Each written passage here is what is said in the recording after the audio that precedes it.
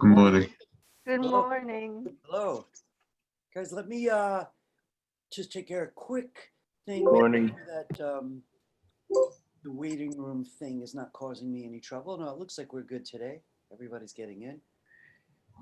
Well, we haven't seen each other in a little while, so we have some catch up to do. And I want to say a couple things. Good morning. Um, um, would everyone put their cameras on? So I know at least 4 of you have camera issues, so I'm not going to be a pest. But if you do have your cameras, um, please do turn them on. Okay. So um, I got a couple things to say. So today's the 4th class, and the beginning of this MMP260, this particular intro to 2D, there's a lot of technical stuff to get a handle on. We did frame by frame animation early. Last time we saw each other, we did some shape tweening. Also, we discussed different ways to draw right in the program. You may remember what was called object drawing mode versus the default blend drawing mode. So we've been through a bunch of things. I think some people are catching their stride early in the semester, and some are kind of struggling with it, which is okay, and it's acceptable. If you're struggling with the new technology, I suggest 2 things. One, that you're patient with yourself, but energetic. Lazy patience, of course, doesn't really go anywhere, but energetic patience is different. You're gonna have to clock in some time in the program. A couple years back, there was a philosophy going around that everybody loved to quote, especially teachers. It was this 10,000 hour rule. A famous writer, I'm pretty sure it was a guy named Malcolm Gladwell, had interviewed artists of a high level and athletes and business people, but all the people considered genius in their field. The best, most famous athletes, the most famous artists, business folks, scientists. And asked a lot of them, at what point did you feel fluent in your field, in your, let's say, art form? And what he says is that he discovered it was at the 10,000 hour mark. So that's the 10,000 hour of practice mark. So you're all going into the arts, right? Let's just do some math real quickly. If you did an hour a day, in 3 years, you'd hit 1,000 hours, right? So it would take you 30 years at an hour a day, roughly, to hit 10,000 hours, 30 years, right? So that means if you're 20 now, by the time you're 50. So 1 hour a day isn't going to do it. You know what I'm saying? And, life is hard so that a lot of you guys are making a living, or you may even have kids or some other responsibilities. So where do those hours come from? Look, I'm just being very, very honest as the tour guide of this show. One has to brace themselves when you're going into the arts of what it actually takes. There is no casual way to do this. So I just have to be very, very blunt about it, right? It's worth it. There's nothing like having a creative life that you really enjoy what you do. But don't expect, and look, I hope you hear it in the spirit that I mean, because I think some of you are very mature. You figured this out on your own. Why do people go to the post office and take that exam to work for the postal office? Because anybody could do it, and it doesn't take more discipline than the average person can achieve. Why would someone become a bus driver? I don't think anyone goes to college hoping to be a bus driver. It's a respectable job, right? But no one grows up wanting to do it. They're like, okay, this is practical. But if one wants to go in the arts, you have to face something about yourself. Do you think you can acquire the energy level? Do you have it already? Look, most people in their 20s don't have that type of energy level yet. They have the signs of it. I remember being in my 20s and I had one friend who could make art all day. Just one. Oh, by the way, He's the richest, most famous friend now. For real. So his cover magazine, it was his face. He was rated the seventh most powerful artist in the world because very early he knew how to apply himself. So I just want to be blunt to each of you could like address yourself where you stand on this. You know, um, how much time do you spend watching TV? You know, and if your answer is more than like an hour or two a day, I think the subject's closed. You know what I mean? That's more time than anybody has. On the other hand, unless you're one of those people who just leaves it on and you're not really watching, how much time do you spend on your dream? Now, if animation is your dream, let's just say that's your dream, you got to make yourself a deal. You know, you're going to have to be clocking in over 20 hours a week because that's what people do and they love it. Your favorite musician, whoever you listen to, how many hours a week do you think they play? You think they wait for concerts? Right? You know what I'm talking about, right? So this really, if you were going to be a basketball player, you wanted to score more than everybody else. When you're practicing, would you shoot one hoop a day? You know, or you shoot 100 a day? Imagine how good you'd be. So look, sometimes we know what the teacher says already, like get on with it. But other times we just need to hear someone say what we already kind of believe just to make it concrete. So look, I got to tell you, this class is a rough one. And there is a lot of work to even get it off the ground. I would say one thing we all agree on is most of us like watching animation, you know, like the stories that we see and want to participate in that. Generally don't think about the incredible number of hours that went into each individual on the team, how much time they spent individually before they even started the particular movie you're watching, never mind the tens of thousand hours probably on that. It's crazy. Cash Essie. Go like you might want to turn your mic off, Jacob. I don't know what that was. How are you guys? You all look very serious. Am I being dramatic? I don't want to take anybody down. This is great stuff. I'm just being blunt. Thank you, Jotaro. I feel great today. Oh, I'm so glad to hear that. That makes me happy. You know, I mean, you know, really, I would love to have been born rich, wouldn't you? But what would you have done anyway with all that money? You know, would you partied it up, you know, just buy lots of houses? Would you use it to support your creative life? Look, I got just a few minutes for this because we have a lot to do today, but I want to be blunt. You know, if I was born rich, I would have used it to support my creative life. I'd probably be making art at least 10 hours a day, every day. You know, I've well past that 10,000 hours. Yes, Jotaro. I honestly would do the same. Like I'm not rich per se, but I do have a decent income. But yeah, I kind of wish that like I could get like one of those like fancy like industry like level drawing tablets that many studios now use, like, you know. Well, look, let's back up for a second about the on tools. About the tools, like one thing that all success stories have is, you know, I don't know if there's any soccer fans in here, but the most famous soccer player who ever lived was named Pelé. Some of you guys probably know who Pelé is. He's part of the history of soccer. He learned to play with a grapefruit. You know, a grapefruit, not an orange like Jacob looks like suddenly, but a grapefruit. And, you know, the guy became the best player in the world. So if he was an animator, you could bet he wouldn't have the best tablet. And I think, you know, best to save up if you want one to get a $200 tablet that are really very, very good that are out right now. But I want to get to what I want to say.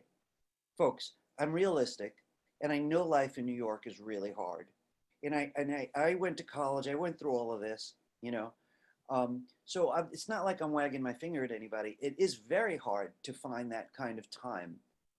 But every success story has that as part of it. Somebody found that time and found the willpower to use it.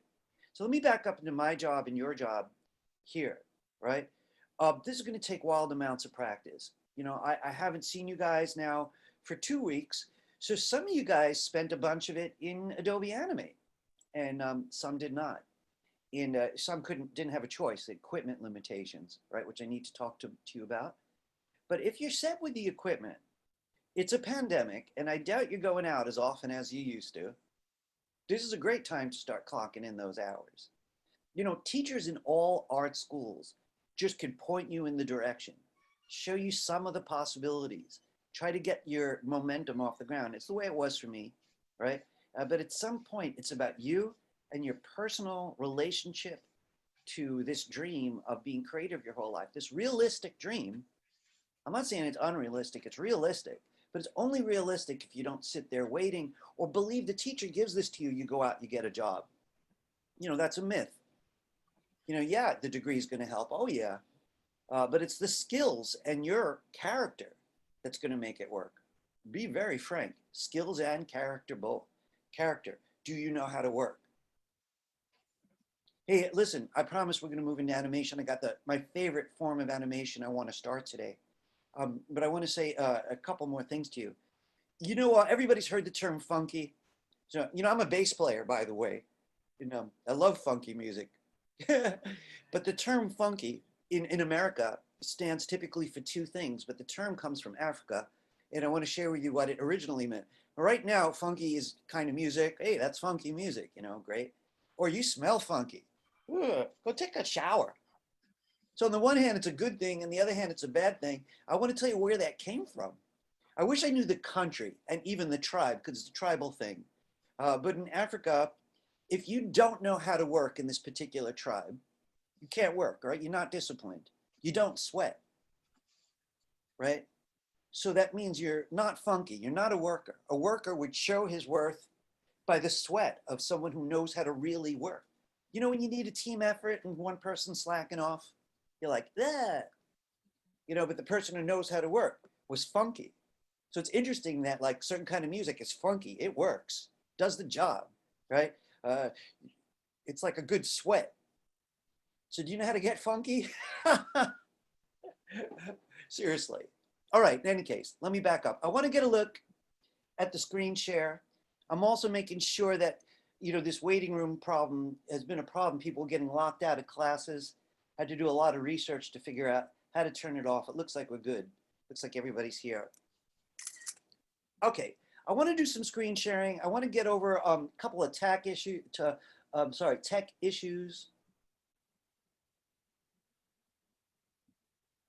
Hey, Jacob, I see you're having trouble with your camera. Yeah, my camera is like, it's weird. It's acting weird for some I reason. see that. It's just showing up black like that. Has this happened before or just today? Yeah, it happened before. So I'm over my head, and even if it was, I wouldn't really have time. But maybe at the end of the class, if anyone in here is like tech expert, they could spend a couple minutes seeing if they have a clue for you. But right now, don't worry about it. Okay, you can see me fine, right? Yeah, I can. And your mic's working fine. Yeah. Tiffany took a list last time we saw each other of people who had different reasons why they couldn't use the camera. So thanks again, Tiffany. I want to show you all the handout today, which of course most of you got to look at, but I want to use it to talk up a couple things so we can move forward. Give me a second here. There we go.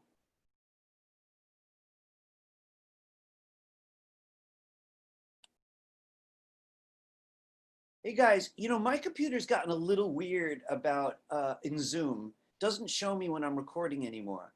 Am I recording? Are you all seeing the recording light? Yeah, it's recording. Great. Yeah. Yeah, it's odd. I used to get this very clear little red light that would show me when I was recording, but it's disappeared. Okay, great. I want to go over a couple quick things. So the class theory assignment is due today. It's officially not late if I get it by midnight. It looks like everybody did it, or mostly everybody did it. I do realize there's still equipment problems for a couple of people, so I'm on your side. It's awkward for us, right, to have this delay. And I do have a few things to say about that. But you guys don't have to worry about being marked late. You know, if there's a tech issue of some sort, I'm going to cut you slack in terms of the deadline, so don't panic about it. But, you know, as soon as possible, we want to stay on the deadlines, right? So that is actually due tonight, but it looks like everybody mostly everybody already did it, so I don't want to say too much about that. The Class 3 video was posted way back. I just like to post a reminder here. It's always on the same link. So this is, you know, if a person wanted to bookmark it, they could get to YouTube quickly and watch all our videos as they see fit. I want to mention something that I should have done last time I saw you, which is give you Tiffany's support hours and her contact information. Tiffany Kales, most of you got used to Tiffany. She's at least, you know, some of you guys always keep your camera like that. You know, it's really weird. I have other classes where I'm teaching the top of people's heads. That's Tiffany. There she is. She knows what she's doing. Really, I really got to tell you, she's worked with me for semesters, so she kind of knows what I'm going to do all the time, and does her own versions of things. Sometimes shares some of them with me. So you're in good hands if you need a hand, right? So Tiffany, tell me if this has changed or not, or if I got it right. Okay. So these are Tiffany's support hours. She's got them on Wednesday from 12:30 to 5:30. That's a mighty big window. And on Sunday for 2 hours. So hopefully one of these two works for you guys, right? And she's got 2 email addresses. Tiffany, do you prefer one or the other, email-wise? I prefer the Gmail one because I look at that account. I look at my email there like more often, and I get alerts on my phone when I get an email. Oh. So I'd be more on it if I got an email from that. Got it. And let me ask you something about the office hours. Are these by request? Like if you don't hear from anybody, do you still keep office hours? I'm still on it regardless. Regardless. So Yeah, if someone no one's emails there, you- I'm still there. If someone emails you, they send you a link? I mean, you send them a link, I'm sorry, to Zoom or something like that? How do you do it? Oh yeah, if they send me an email, I can send them the link and the passcode used to the Zoom, For Zoom. and then we just have at it for as long as you're there.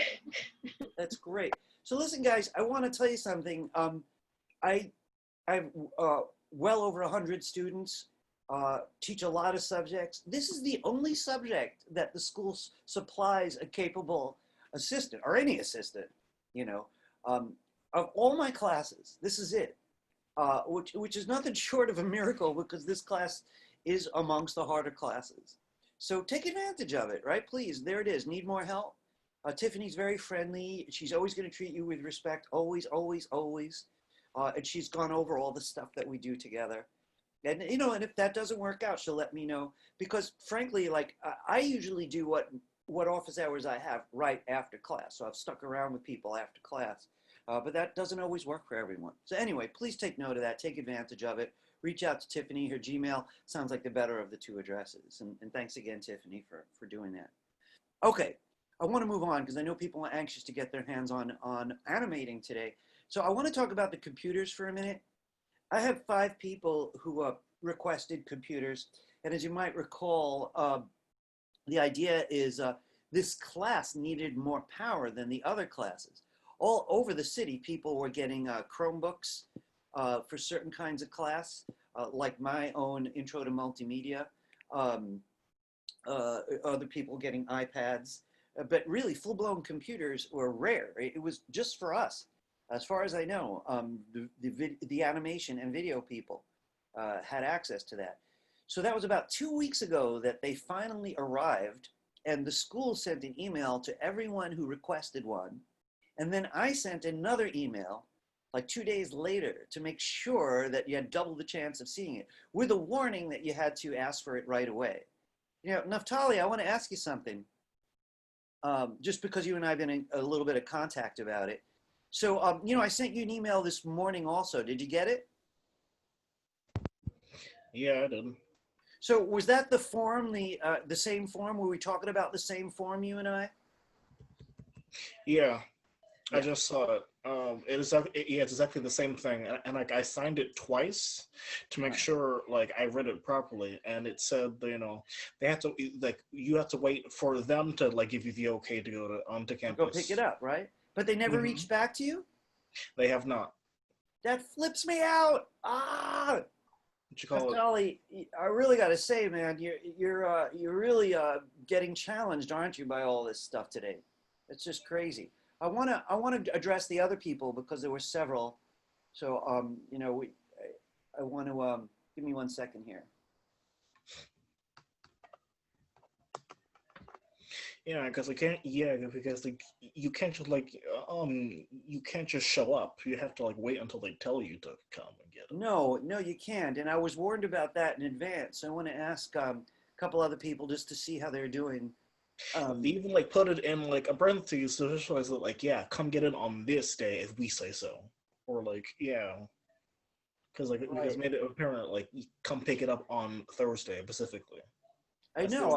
I was told in advance that there was going to be an exact time for each person so that people don't show up in the pandemic. I want to ask a couple other people to see if they had the same experience. Ming Lang, did you get your computer yet? Oh, yes. You did? So how long did they take to write you back? I'm not sure. Wait. Well, how long have you had your computer? Are we talking a few days or a week or more? I think it's a week, 2 weeks. I think. 2 weeks. Okay. Yeah, almost 2 weeks. All right, Rogelio, I want to ask you: did you get your computer? Yeah, I got my computer. I got it a few days ago. Days ago. Yeah, All right. like a week. Yeah. All right. I have more questions for you, actually, for all of you, but I just want to check with everybody. Nassim, I saw you there before. Are you here? Where'd he go? It looks like he took off. All right. Gabriel, you there? Gabriel, I see you. Hey, did you get your computer? I got it Monday. Monday. Naftali, I don't know what's going on. I'm definitely going to contact the head of the department right away and ask him why that you filled out the form twice and no one's reached out to you. I definitely feel like I should like at least just like go down there to see, because like at this point I'm tempted. Like, listen, between you and me, off the record, it's impossible to be off the record though, because this is gonna be on YouTube. I would probably do the same thing. Yeah, I probably would, because it's just gone far enough. Really, it's you're a gentleman. You're trying to, you're keeping your head about it. But man, we need you to have that machine. So listen, I am definitely going to write right after class if that's okay with you, and and say specifically that you've been waiting patiently. You filled the form out twice, and no one's contacted you. Is that acceptable? Could I do that for you? Yeah. All right, and if you're going to head down to school, at least he'll already know that. I'm going to tell him what you intend to do. So, all right, I want to ask another question before we move forward as a group. Those of you who got the computers, is Adobe Animate already on it? Gabriel, is Adobe Animate already on that computer? Thanks so, no. Actually, like what kind of computers did they give you? Because they give you like two choices, and it didn't say like what they had like in stock or supply at all. There were, you know what? I don't know any details that are not in that same email. I don't know about the Chromebook, but I do have Adobe Animate here on the Mac. Got it. Which one did you get? I got the Mac. Okay. Is it a laptop? No, it's a really big computer. They gave you a desktop? Yeah, and I didn't even know it was gonna be that big. I had to like find room for it here. Right. So that was one of the things that I was warned about, that people who want the big computers, because a lot of people do, had to be prepared to get them home. No one mentioned finding a place. Everyone else get a desktop too, or like do they just like want Windows? Because I saw Gabriel got a desktop. I mean a laptop. Yeah, I got the regular Windows one. Gotcha. Hey, listen, I got to tell you something. It's nothing short of a miracle that CUNY's even attempting this. You know, let's be fair. Like, really, I went to several colleges when I was a student, and they never gave me anything. And frankly, if I needed a $300 piece of equipment or a $500 piece of equipment, I had no choice but to find a way to buy it, which that's just the reality of it. So it's like, I'm not going to complain, you know, if I wanted, you know, a MacBook Pro or whatever. You know, I'm amazed that they're owning up to this. I'm a little angry that it's taking so long, but on the other hand, what I expected to happen was them to send out a notice before the class started that if you don't have equipment, you'll need to withdraw. That's kind of what I expected, but they went a different road. So here's the thing that I need to hear back from anybody, and please do not wait, right? 5 people asked for the computer, 4 of you already received it.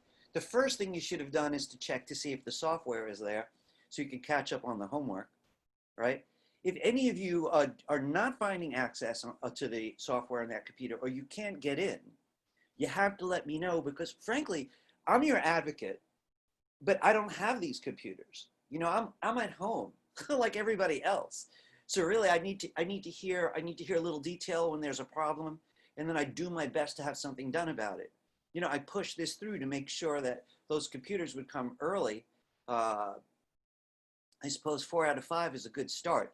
But if, for example, if you cannot log in to Adobe Animate, I was told that for whatever reason, these come loaded and there should be no login problem.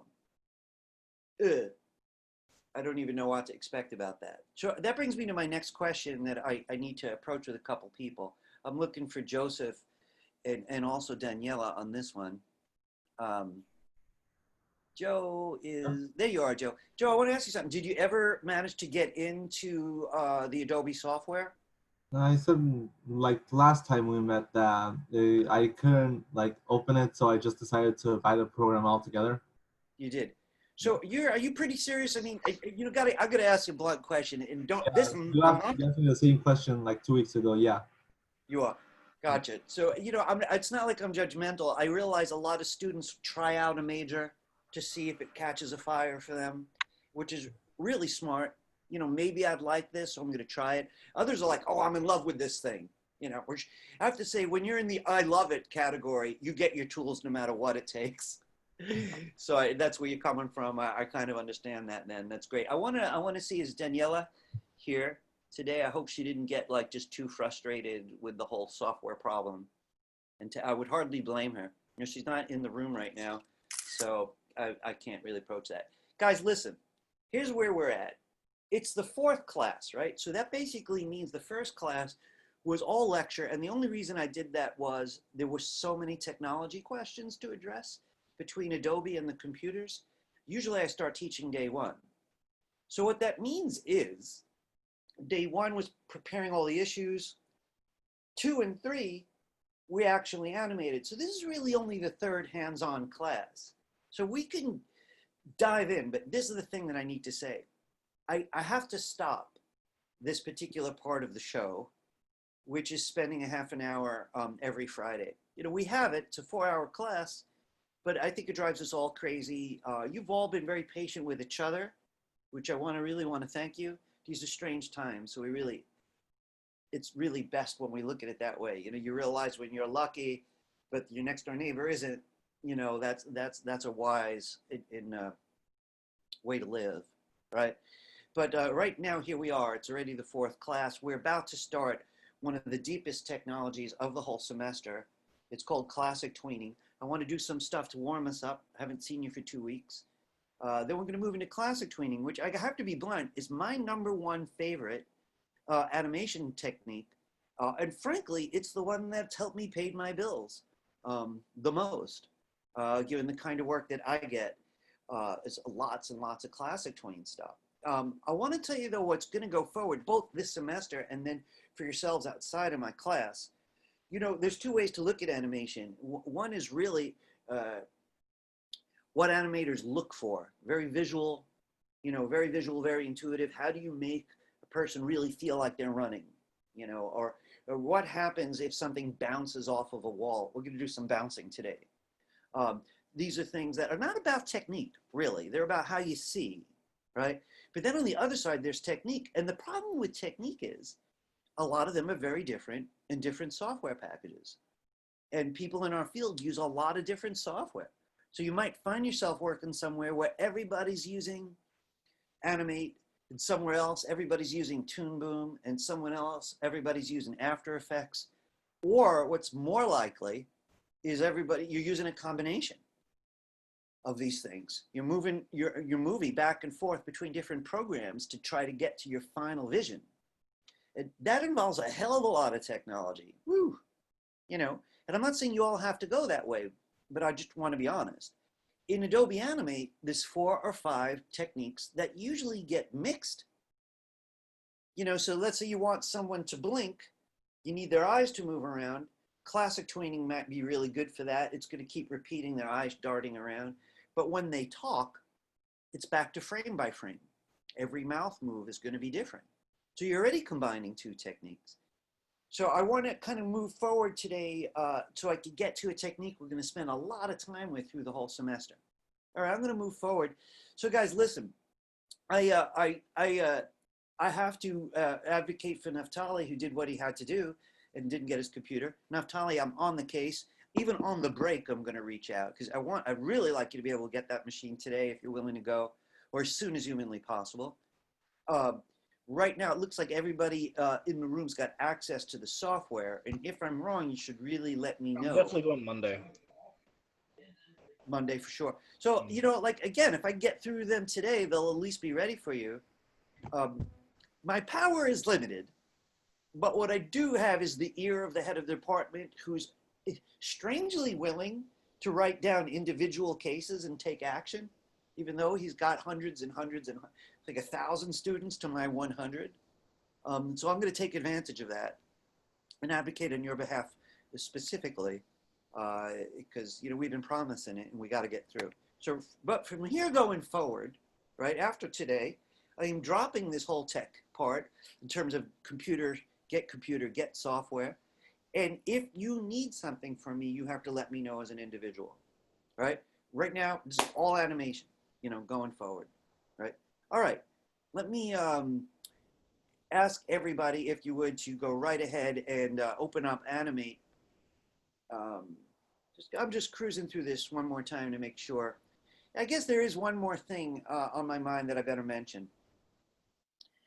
So I don't think I knew this last time I saw you. I think this news came in just afterward, but so Adobe has been giving out the free Creative Cloud suite, you know, our Animate and the other major players like Photoshop, for example, since COVID started in March. And they kept on saying till now, and then they extended, till now, they extended.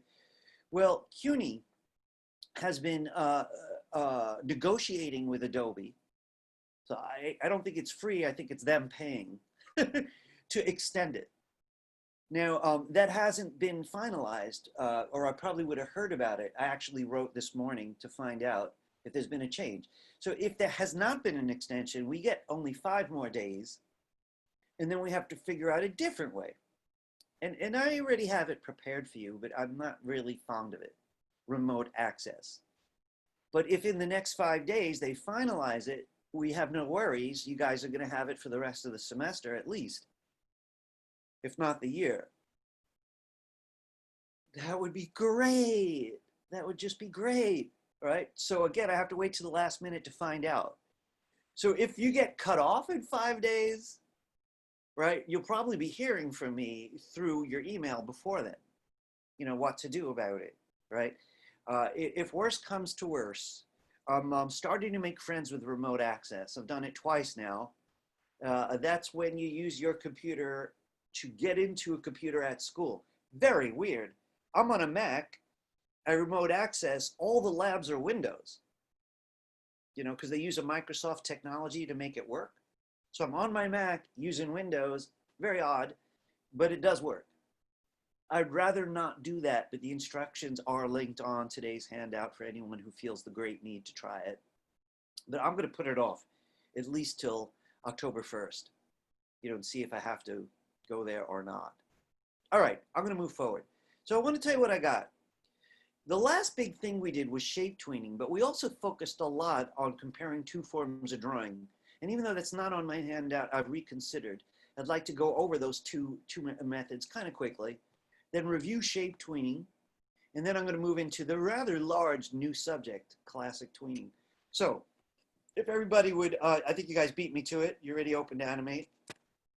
I was looking at a student's artwork. We're going to talk about this one later, by the way, because someone's waiting on that. All right, so here's my splash page. As by now you know, you could click Create New to create a new file, but most programs have File Menu New, so I always do it from there. File Menu New. And for a little while longer, I'm going to stick with these defaults. The width of 640 and the height of 480.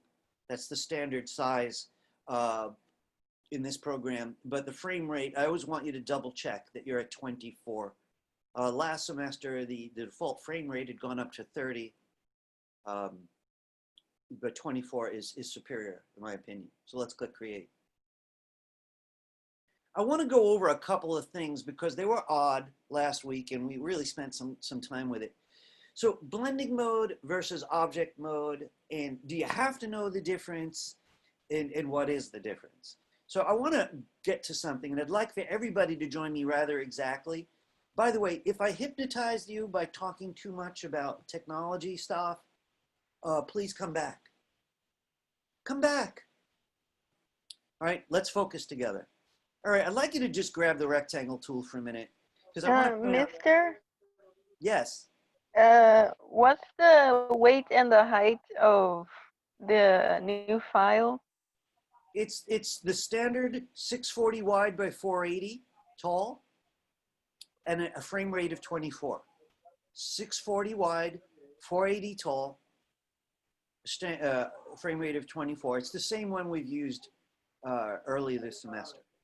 Does that help, Marilia? You good? The height? Okay. I already got the width and the width frame is rate. I'm 640. missing the height. The height is 480. Okay. Okay.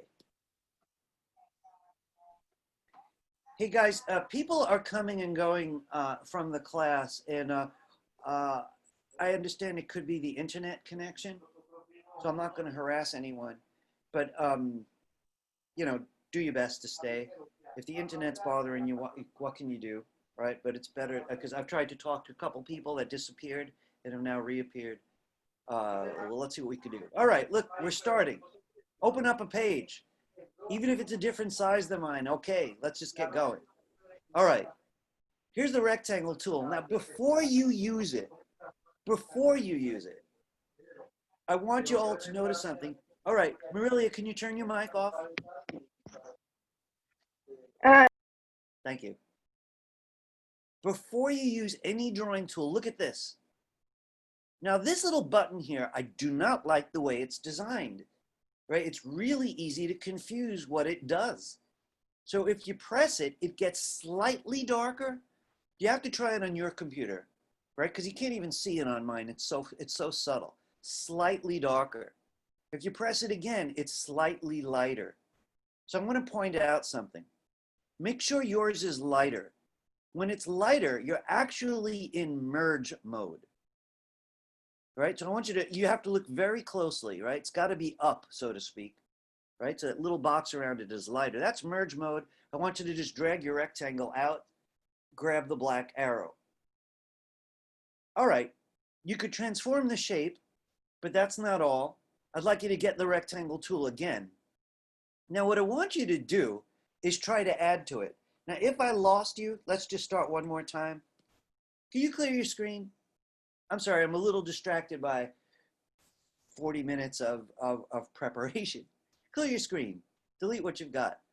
I want you to go back to that rectangle tool. Now again, make sure that button is up. You're not seeing a pale rectangle around it, but it's up. I want you to set it up so that you've got a fill color. So you could do that on the properties palette, if you like, way on the right, but no stroke. This is important, right? No stroke. So you could click on the stroke color if you have one and find this little slash, which means stroke of none. So remember, right now we're in the default. So if no one ever taught this to you, you'd probably be in this mode all the time. And we already know that the black arrow will let you reshape. But why did I ask you to have the stroke off? Because I wanted to remind you of this. If you go back to the rectangle tool, it's going to use the same colors, and you could add to that shape simply by drawing stuff over it with the same color. Now this is one shape, it's not three. I could prove it to you by going back to the black arrow and moving these new corners, around. So it's only merge mode that lets you do this trick of adding. And these are not overlapping shapes. They are completely joined. The other thing merge mode does, and you could join me on this if you want, is switch to a different shape tool or the same shape tool, doesn't matter, but switch the fill color. Now, what would you do with a different fill color? Well, you'd use it to cut out shapes. Whenever you add a shape in merge mode of a different color, it takes a bite out of the original shape. So people use that also to draw. So the thing about merge mode is there are all kinds of cool things that you can do in merge mode. We will need some cities at some point, and we might make simple silhouette cities by just merging a bunch of rectangles and taking advantage of merge mode. So I could even make fancier buildings out of this if I want to in merge mode. I could even take pieces out if I had the need to. Like I'm going to shave off the bottom to give it a neat edge. This is the black arrow, by the way. I'm going right over there and I'm pressing delete. So the first thing I want to say about merge mode is, yes, the shape is editable with the black arrow. Well, that's going to work in both modes. But this fusion of shapes to turn them into one, that's unique to merge mode. So what if you wanted windows and you wanted the freedom to move them around, right? Let's turn this object into a freeze-dried object. So it's going to leave merge mode. So I want to show you a couple of things. Pay close attention because you want to get the hang of it. Could you click on your joined object, whatever it looks like? And I want to draw your attention this time to the properties palette. Now, I'm assuming that your properties palette is still out. And that's because it typically stays out. But if you accidentally lose it at any point, just go to your window menu and find it under the window menu. Here it is, properties. So I want you to take your black arrow, select your merged object, and come over to the properties palette. Now what should be happening is the properties palette has an object tab selected because there's tools and frame and dock. They're all part of properties, but this is the object tab. I want you to draw your attention to where my cursor is right now. This says create object. Do you guys see it? Now, if I click that now, this thing won't merge anymore. It'll be a freeze-dried solid object that won't merge with other objects. So let's click it. You should be seeing a blue box around the whole thing. And now, if I put another object on it, they don't merge. Now, that's kind of interesting, right? So if you ever want to freeze dry your object, here's one method. You could turn it into object mode style object after. Does that make sense? So what about the other road? What about if you want to start drawing with everything in object mode? You don't want any merging going on. So here's what I'd like you to try with me now. If your object is selected, with your black arrow, please click off of it. And I want you to go back to the rectangle tool. Now this time, I want you to do a few things I want you to change the color, the fill color, and we're going to see what would happen if we set it to object mode first.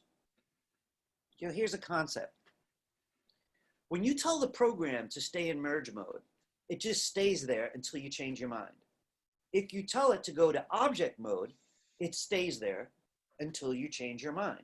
So what we're about to do is tell the whole toolbar, act like you're in object mode, not merge. So you got your rectangle, you chose a new fill. This time, I want you to come to this same box where I was drawing your attention to and press it. This time you will see a kind of pale shape around it, you know, to let you know that this is not going to merge. And what's kind of cool about that is I could add shapes freely without worrying about them merging with anything, even if they do that. These two would have merged, right? But I told them in advance to be in object mode. So no matter what I do, they remain independent. Okay, not too exciting, but I think you're going to want it. And when we go through the semester, if at one point we're going to make cars together and make them drive around and stuff, you're going to probably want to switch back and forth between merge mode and object mode, and I'm going to help. Well, right now I want to drop that subject, but I'm happy to answer questions about it. Does anybody have any questions for me about the difference or these two methods of using merge and object? No questions yet? I hope I'm making you guys feel safe, ask questions. Sometimes I'm that teacher who's like, anybody have any questions? No, I'm sorry. I'm just writing down notes. What's funny is that Okay, Matthew? Sorry, I'm just writing down notes. That's why I'm not saying anything. Oh yeah, that's fine. That's fine. Thanks for saying so. It's funny because during the last assignment, while I was doing it, I was like trying to mix it out, and that's when I accidentally like learned how to use this exact tool. Look, I got to tell you something very strange. So I have an Adobe Illustrator past. So I'm a very heavy duty, hardcore Adobe Illustrator user, and I leaned on it for a long time to bring my drawings into Animate. But in the meantime, you know, they were owned by different companies originally, right? So Adobe bought this stuff, Flash, which became Animate, and the drawing tools got better and better. But for years, I believe it only had merge mode. So it was very different than Adobe Illustrator. Adobe Illustrator is permanently in object mode. Shapes don't merge in that program, unless you know how to force it. It has its own tools to force merging. But the way it thinks is everything's separate, you know. So that was the big difference. They were both vector programs. They have anchor points and all of that. But the big difference is one always merged and one never merged. Then this program kind of took a step up. I think the other program is going to copy it at some point and let you switch back and forth between merge and object. I want to go over shape tweening, and I have a hunch that shape tweening is not going to work in object mode. So I'm going to be the guinea pig first, all right? So guys, don't join me yet, all right? Because I just want to double check something. Because I don't use object mode for this purpose, but I want to be thorough since the subject came up. I'm going to be the guinea pig. Don't join me, as I said. I am going to make sure that I am in object mode so that it's pressed down, it will not merge. It's a little easier to see on the properties palette, the gray box. You see if I release it, it's pale here. So I could peek over there. I want it the dark version, right? So I've got this object, this freeze-dried object now, right? And just to prove it, right? See, it's not merging. But I'm going to go down the timeline real quickly. So again, don't join me just yet. We're going to do this together, I promise.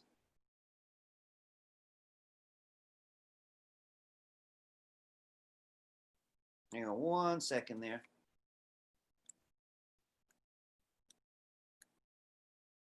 There we go. This is also in the same mode because I never released it. I'm going to stay in object mode unless I release it. I want to see if our shape tweening is going to behave.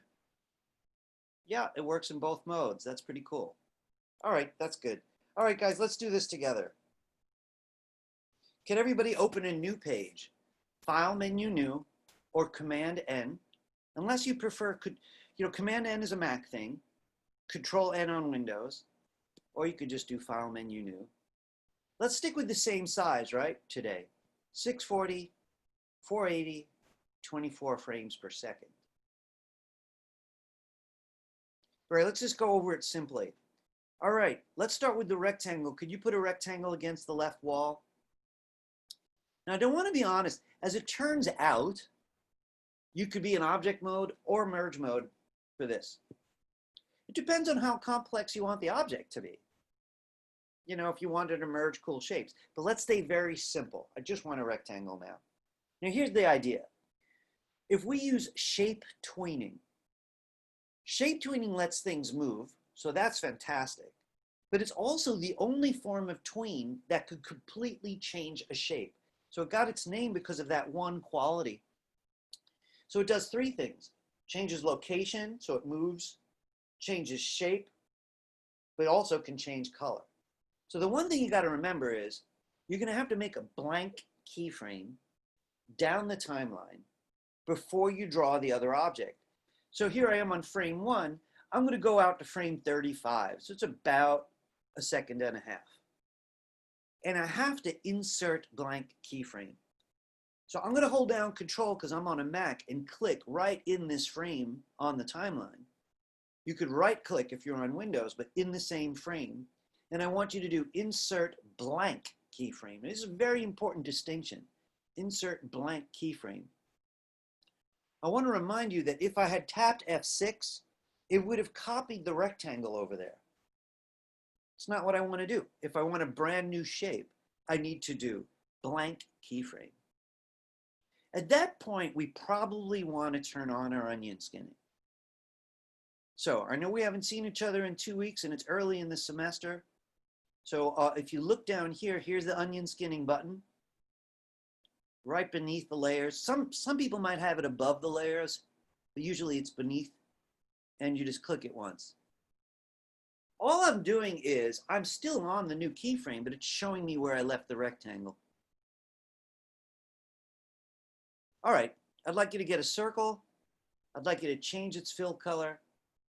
And right now, I want to put it on a straight line, judging by where the rectangle is. And that's the only reason I turned on my onion skinning. I could have done it with onion skinning off, but I would have been guessing. The onion skinning just lets me see a ghost of the last object. All right, once you've got your new object, turn off your onion skinning, and I want you to double check something. If you could see with onion skinning off, if you could see both objects, you already made a mistake, right? You should only be able to see one or the other, and this is what I mean. If I go back to frame 1, I see the original shape. If I drag the playhead, it's the original shape until the new keyframe shows up. And once I reach that new keyframe, I see the new object. Now, if you made a mistake, don't worry about it. I'm going to do this twice. But what I want to do is come back now and go in between. So yeah, there's several kinds of tween. And in all cases, you go between two keyframes on a specific layer, and you click anywhere in between. But once you're there, right-click or control-click and choose Shape Tween. Do not choose Classic. Do not choose Motion. They won't work in this case. Only Shape Tween will. We're going to do the others, but right now, Shape Tween. So at this stage, we've got motion, color, and shape. Now, if that worked, make a new layer. If that didn't work, make a new document and start now. So if it didn't work, don't worry about it. Just make a new document. Make it easy on yourself. All right. Now we've got two layers this time. Here's my yellow square turning into the red circle. But I want to go to the new layer. Could you click the first keyframe of the new layer? So every time you make a layer, you're probably already used to it. There's one keyframe to get you started, right? Very often, you're not going to want a character to start till frame 100. You'd have to make your own blank keyframe. but every layer starts with one. So this time what I'd like you to do is start with a different shape. I'm going to use this hexagon, and I'm going to choose a color that I've not used today. And I'd like you to put it above or below the rectangle. So you're in frame one, but you're in a new layer. So I'm putting it right here. Now my goal is I'm going to have this bluish hexagon, actually 1, 2, 3, 4, 5, pentagon, turn into a, let's see, I'm going to have it turn into a circle on the right. But if you look at my layers, you can tell this has got only one frame. So what I'd like for you to do is go again to frame 35, this time on the new layer, unless you're in a brand new document, still frame 35, control click or right click and insert the blank keyframe. So this concept is very repetitive. If anytime you want to draw something new, you make a blank keyframe for it. All right, I'm going to get my circle tool. I'm going to choose a new color, and I'm going to put a circle here. If you don't want to guess, you could turn on your onion skinning. It'll help you see where you were. It's up to you. The onion skinning is an option. And then I'm going to turn my onion skinning off. Well, one thing's pretty obvious. The lower layer has this orangey bar with a long arrow. That's supposed to be an arrow, telling me it's a shape tween. This layer doesn't. So the new layer has one shape in frame one, and it's got a different shape way over in 35. I'd like you to click in between. So remember, you got to be on the correct layer, and turn on your shape tween. So if you rewind, they're both running at the same speed, but they begin with different shapes, and all along they've got different color. Don't be shy, guys, right? I mean, we really haven't done this much, and this particular technique very, very briefly. Does anybody have a question? Is it behaving? I promise you could still get an A even if you tell me this doesn't work. All right. I made a mistake, and I don't know what kind of mistake I did. So Marilia, are you using you got your phone for Zoom and you're using a computer for Animate? Yes. Yeah. So that means you can't screen share with me though. So I can't see. I mean, I can show you. We could try that, except for that's mighty small. I wonder if there's a way I could just enlarge you for a moment. I'm going to try it. Nope. Yeah, you know what? Really, this is not going to work. Can I ask you why you're choosing to Zoom on your phone instead of the computer? Because I don't know how to zoom on the computer. So I find it more comfortable to be on my phone. Right, but see, here's the problem. I'm forced to guess. I can't look at your work. So you know what? During a break, either myself or Tiffany will help you Zoom on the phone, on the computer. All right? Okay. Because there's no way to show me your work. I can't help you now. So I'm going to do it again in a couple of minutes. So we'll try it one more time, right? And see if we can get you up to par. But we're going to have to get you on Zoom on your computer. So right now I'm going to move ahead, and then I'll do one more review. Guys, listen, the rest of you, I want to help Marilia. I want to help everybody. But again, if you're on your computer, I could look if you need. Are you all being honest? This is just working? Are you all finding this easy? Yeah. Yeah. Yes. All right, cool. Let's then, I'm gonna have to trust you. Everybody, I want you to go to frame one. So just bring your playhead back. And I want to point out a few things. So, you know, I'm in object mode, and I could tell because of this blue box around my new shape, but that doesn't mean that I can't change the shape if I want to. I sure can. So in merge mode or object mode, I could still change shapes. So that's pretty amazing. And I could go in between layers. I could work on anything that's in frame one. which is kind of cool. And when I play it, they still tween. So that's pretty amazing. You know, since I'm in object mode, I can't add to those shapes, but I can transform them with the black arrow. So that's kind of cool. Now, the other thing I'd like you to try is this in frame 1. I'd like you to change the location of both those objects. So you remember, they're going to head right. So I'm probably going to leave the right alone. I think what I'm going to do is, oops, sorry. I'm going to take this one down to the floor. And I'm going to move the other one up a little bit to the ceiling. Now I'm going to play it. So the other point that I wanted to make is both keyframes are live. You can go to the beginning to change shapes, change location. You could even change color at will. Whatever you want to do. The Tween is live, we call it, meaning it will continue to update without your help. And you can play it at any point. Of course, it's worth noticing you could do the same in your last keyframe. Change anything you want about them. By the way, an important concept, in object mode or merge mode, you're totally free if objects are on separate layers. They will never merge if they're on separate layers.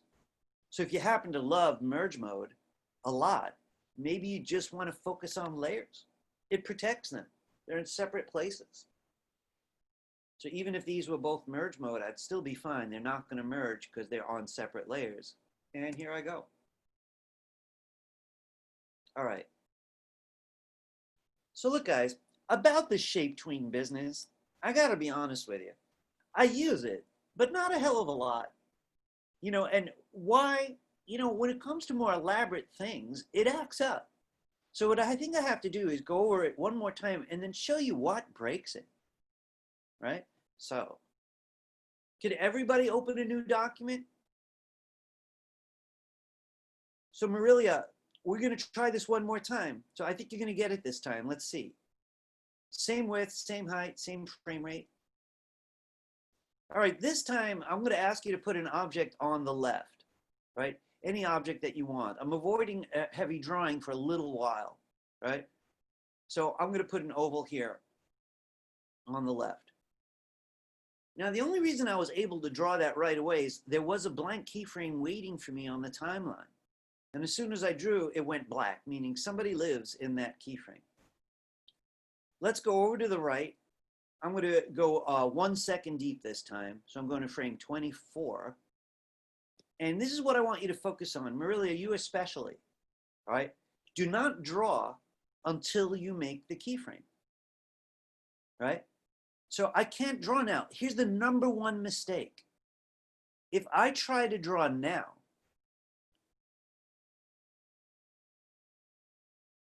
I could see both objects. That means they're both in frame 1. I want to show you that again.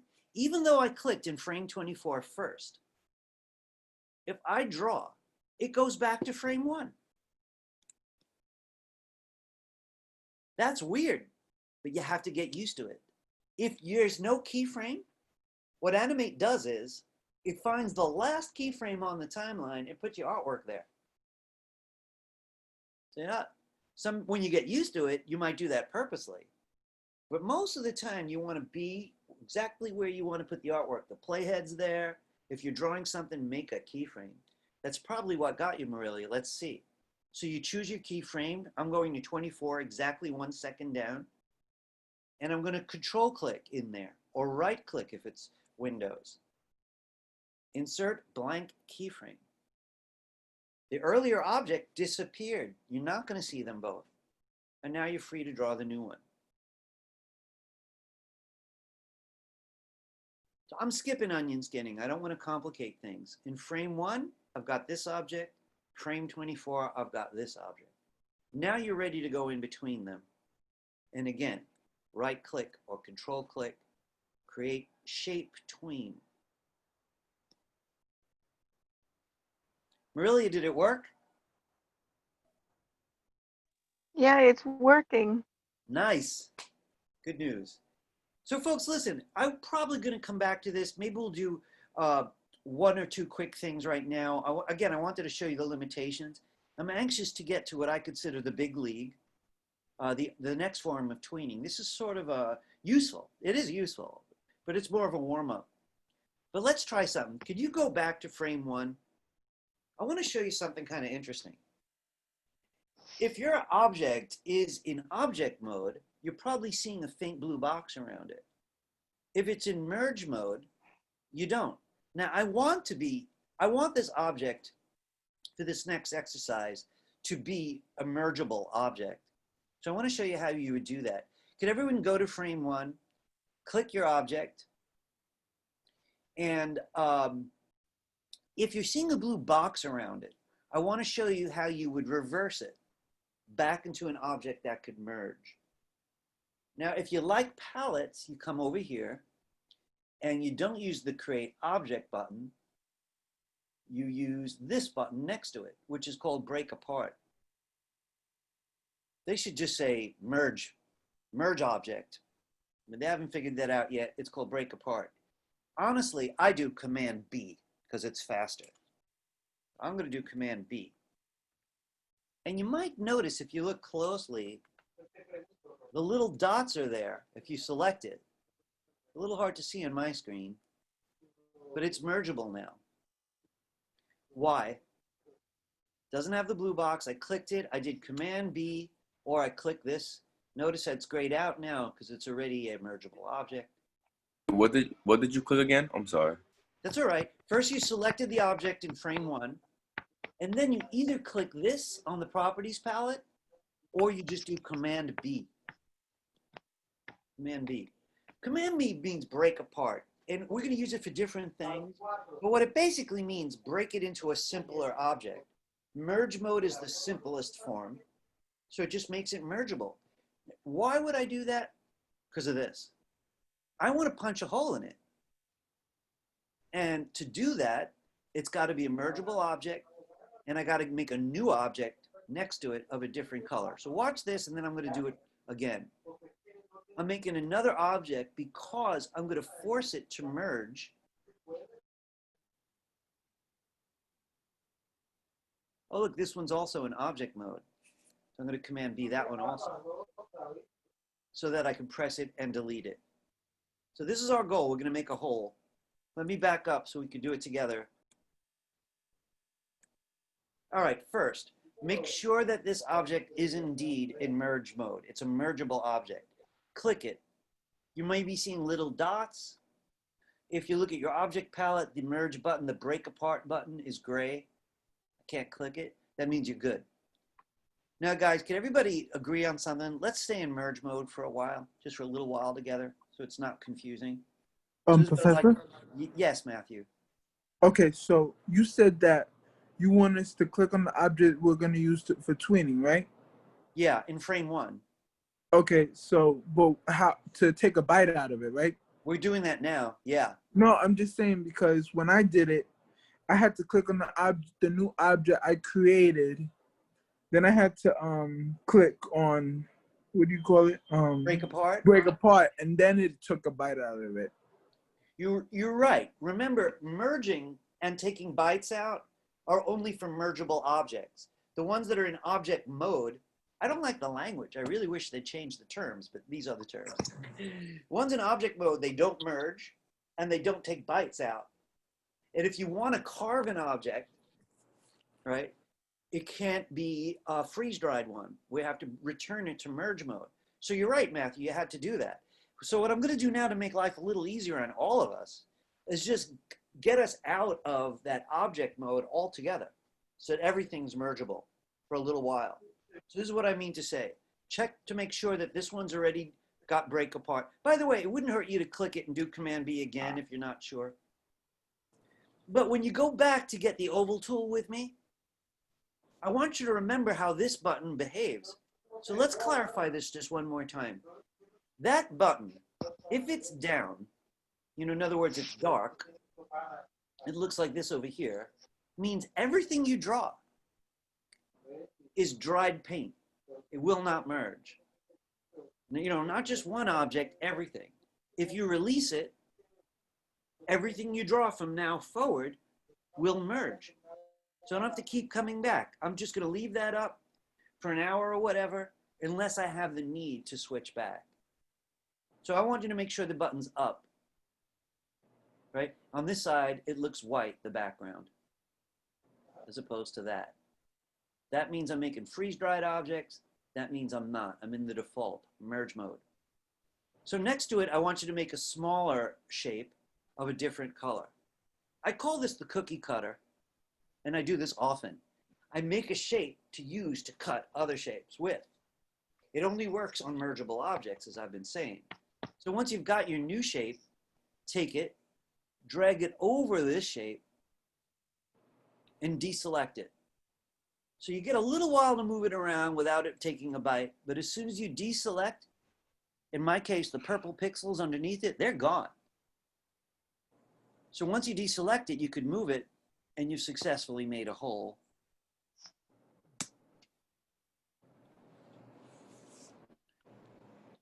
Now, if you play your movie, we'll see if we like it. Now, that was a good idea, and I got kind of lucky, but not really. You know, the shape seems to be heading toward that shape on the right. It's looking kind of cool, but once I get to the end, boom, it went back to a full shape. That's just wrong. Why did I do it? I wanted to show you what the limitation is. Shape tweens don't like holes. They usually don't work very well with a hole. You know, I have to say, if I was more interested in it, we could try all kinds of experiments. What if both objects had a hole? You know, maybe that would work better.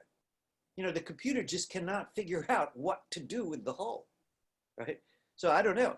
I mean, it is possible if I go to the end, use the same steps, right? This one's an object, right? So I got to break apart, Command B, or I use the break apart button if you prefer,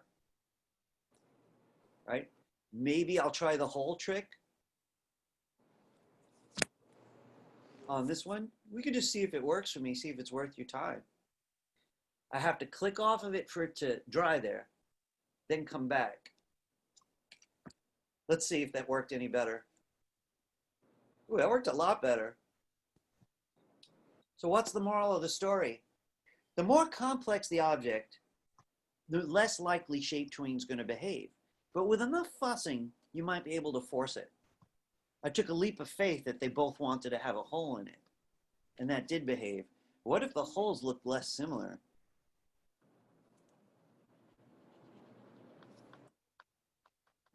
Oh, I love it. That's pretty interesting. How's this going for you guys?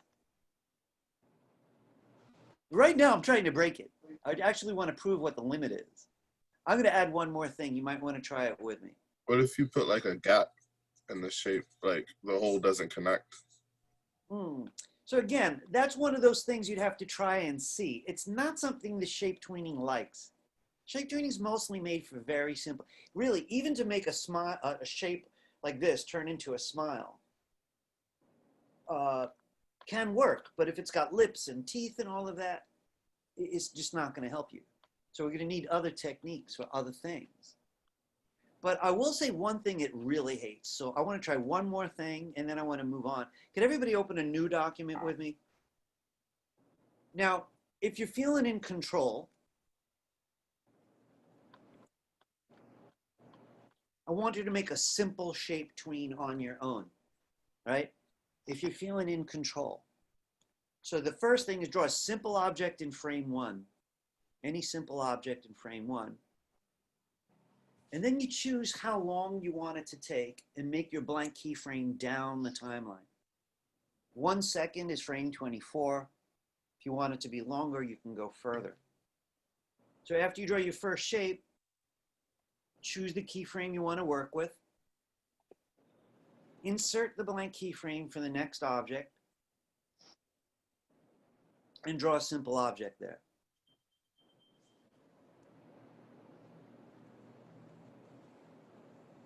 So I don't have my tween turned on yet. I got a yellow rectangle and suddenly pop, it's this circle.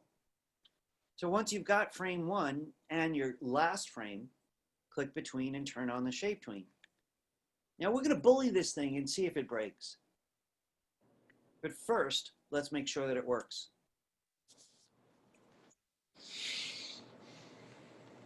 You want to get the basics down, and some of you find this very easy, and some may not.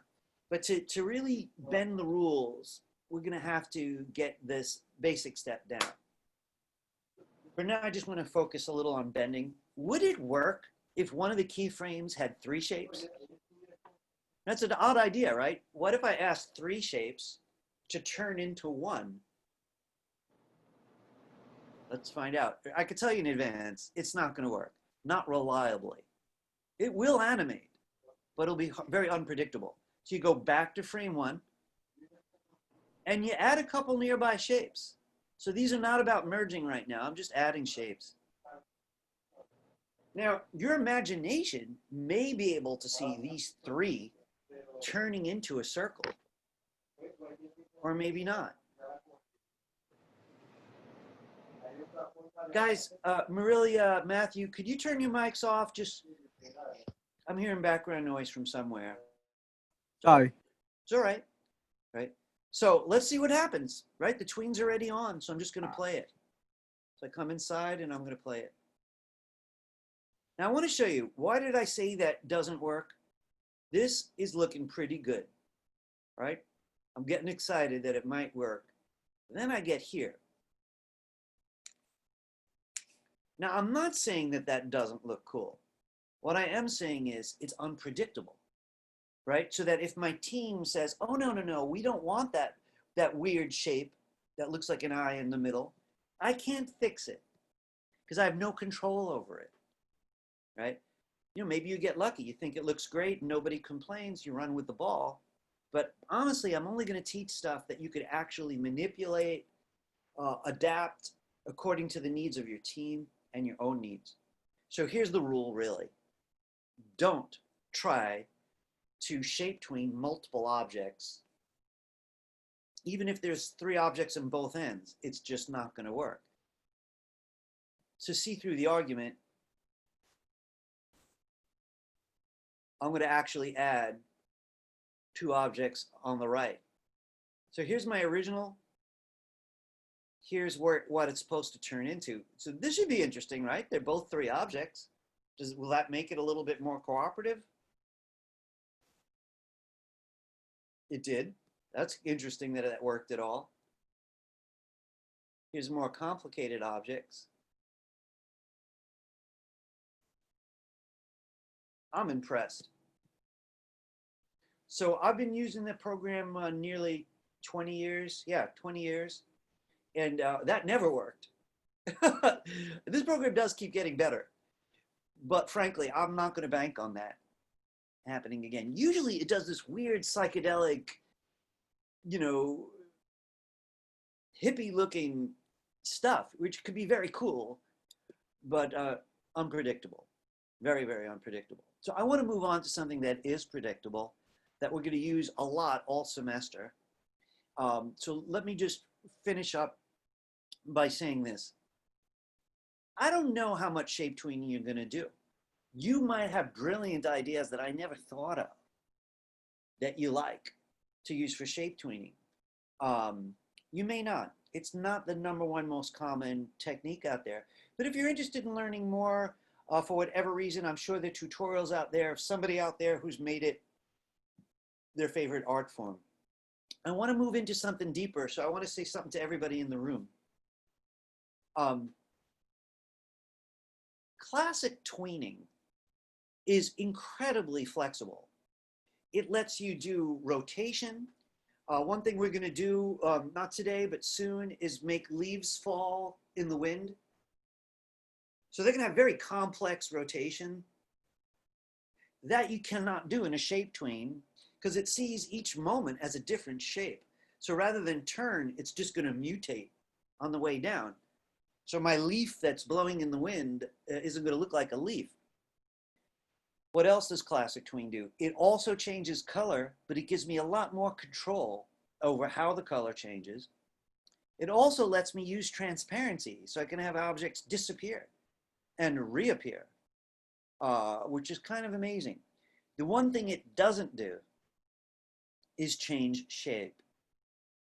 But I want to ask you something. When you're hanging out, walking down the street, how many things change shape? Do the cars change shape? Do the people? No. Do the trees? No, they move, but they don't change shape. Do the clouds? Sometimes.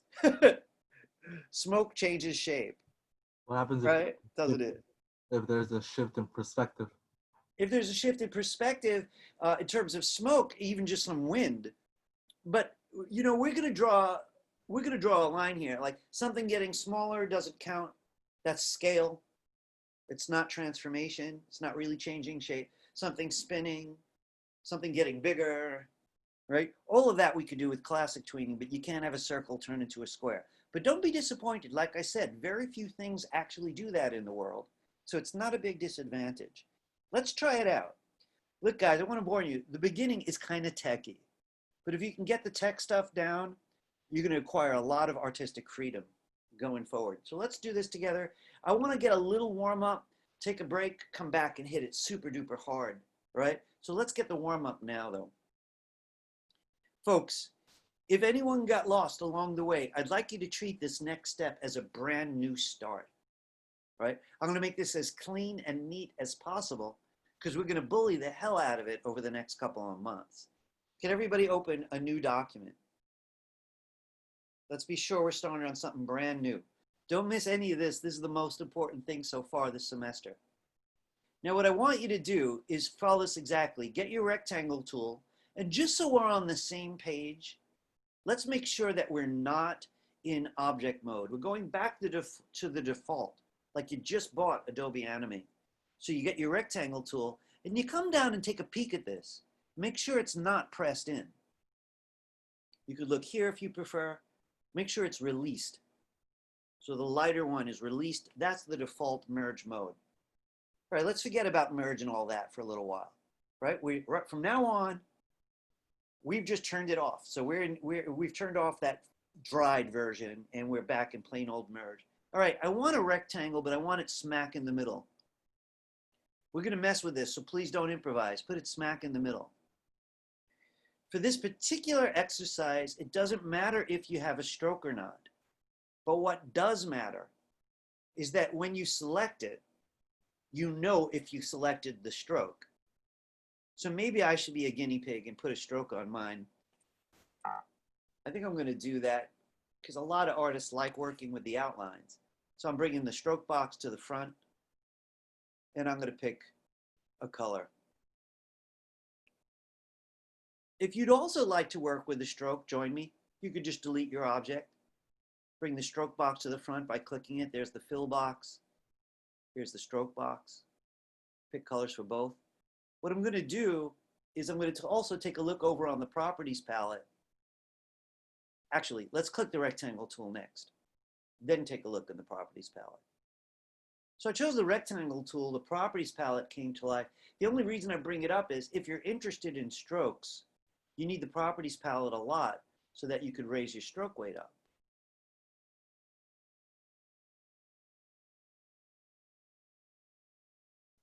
So again, get the rectangle tool, make sure that this button is released, choose a fill, choose a stroke if you feel like it. So I'm in the rectangle tool, come to the properties palette if you want to try a thick stroke. If you don't want anything too strict, I'm going to recommend around 10 pixels. Now, we're about to start something, but I want to say, though, you want your object perfect before you go into classic tweening. So typically, you'd spend a little while. Like what I might want to do on a simple shape, I might want to change that stroke weight even now that I see it. So if you want to make a small change, make it now. Here's a recommendation. With the black arrow, you could select the whole object by double clicking. Because if you don't, remember that happens. And that's what worries me. Double click if you want the whole object.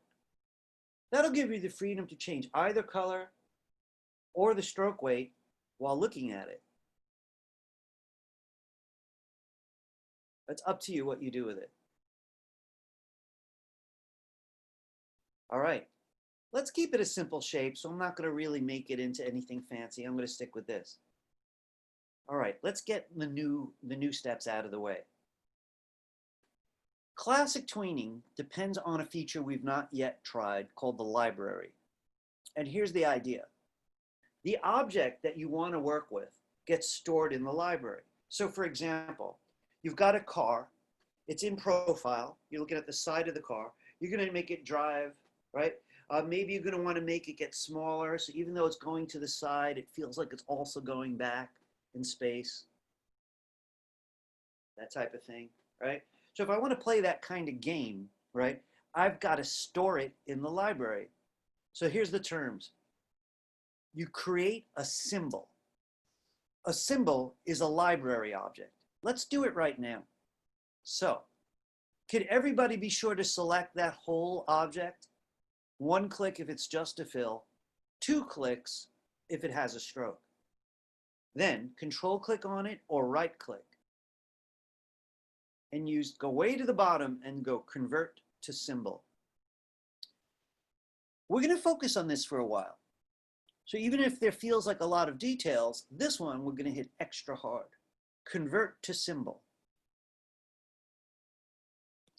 It opens up this little window where you get to give it a name. I'm going to call mine box. And I'd like you to notice the type here says graphic, but there's 3 kinds of symbol. We're going to try all of them, but the one you want the most is the default graphic symbol. Animators prefer this over the other 2. Programmers use buttons very often, and we'll see what movie clips can do, but the graphic one does the most for us. Click OK. Now, the object is no longer editable, and I'm afraid I'm going to crush people's brains without meaning to. But that basically means no more merging, no more taking bytes, no matter what you do, right? This has nothing to do with object mode or merge mode. When you create a symbol, that thing is permanent. And that's just the way that it is. Let's see where it lives. If you look on the right, next to the Properties tab should be a Library tab.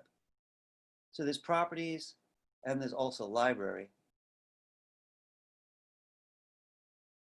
And there's only one object in there. It's got a little icon next to it. That means graphic symbol, and it's showing you a preview up top.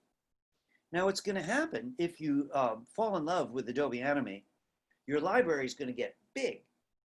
You know, you're doing even a 60-second movie, which is quite a lot. You know, it's over 1,000 frames, right?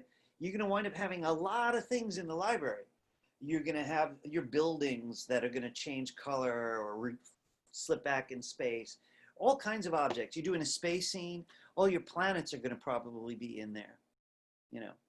So we're starting something huge. You convert it to symbol, it lives in the library now. Okay, I want you to join me on these steps. I think you're going to like them. I want you to go to frame 1, right on the keyframe itself, and control click it or right click it. Now I want you to notice that shape tween is not available because you can't shape tween a symbol. You can't shape tween an object coming from the library. I want you to make sure you're choosing classic tween. Please, it's very important that you pick the right one, classic tween. And something interesting happened on your timeline. The colors that I have are purple to show me a classic tween. I'm kind of curious. Do you guys, is it also purple for you, that layer? Or is it a different color? It's purple. It is purple. But I was curious if it's the same on Windows and all that. All right, so what it's doing is, it's guessing that you want a 1-second animation. Let's say you wanted a longer animation. Could you go out to frame 30, just a little further? Now you remember your F6 key, which we used earlier? Some of you needed to hold down your FN because you're on laptops or have unusual keyboards. I have to do that. It's about F6 again. So I'm going to hold down my FN key because I'm on a laptop, my function key, and I tap F6. Now, we didn't see each other for 2 weeks. right? And we only had a couple weeks of class before that. So I want to remind you what F6 does. It does a couple of things, but in this case, it does the most common thing, copies the last keyframe. Let's think about this. Since you can't change the shape anyway, F6 becomes the most powerful trick in classic tweening. All you can do is move it, rotate it, change its color, but you're never going to change its shape. So it makes sense to just copy it automatically. F6. So look at your timeline. Notice you got the long purple bar. It's a little arrow in there telling you that it's a tween. And the playhead should be at the end right now, over your last frame. If the playhead is over the end, take that object and move it to the right. Play your animation. Now, I promise you I'm going to do that again, and we're going to go very deep. But I do want to give you a taste of why it's so cool. Right? If it's working, join me on the next step. If it's not, just take a deep breath. Right? We're going to make sure you're okay. But if it's working, I want you to see this. Watch this. I love this. My object starts on the left and it heads right, but that's not what I want. I want it to zigzag on the way. Watch this. If you want to join me, you could join me. Bring the playhead to the beginning and then drag it over just a little bit, just a few frames over.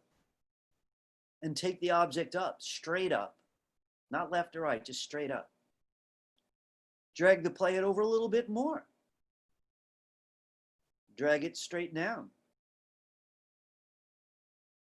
And drag it over a little more. And drag it back up.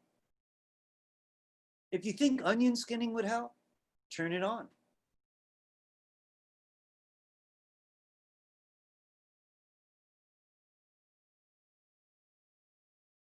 So what I'm trying to do is make it zigzag, and it's making the keyframes for me.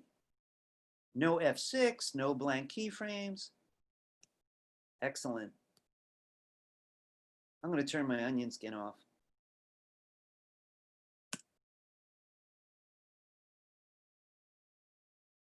Now, that was really just to get people interested, right?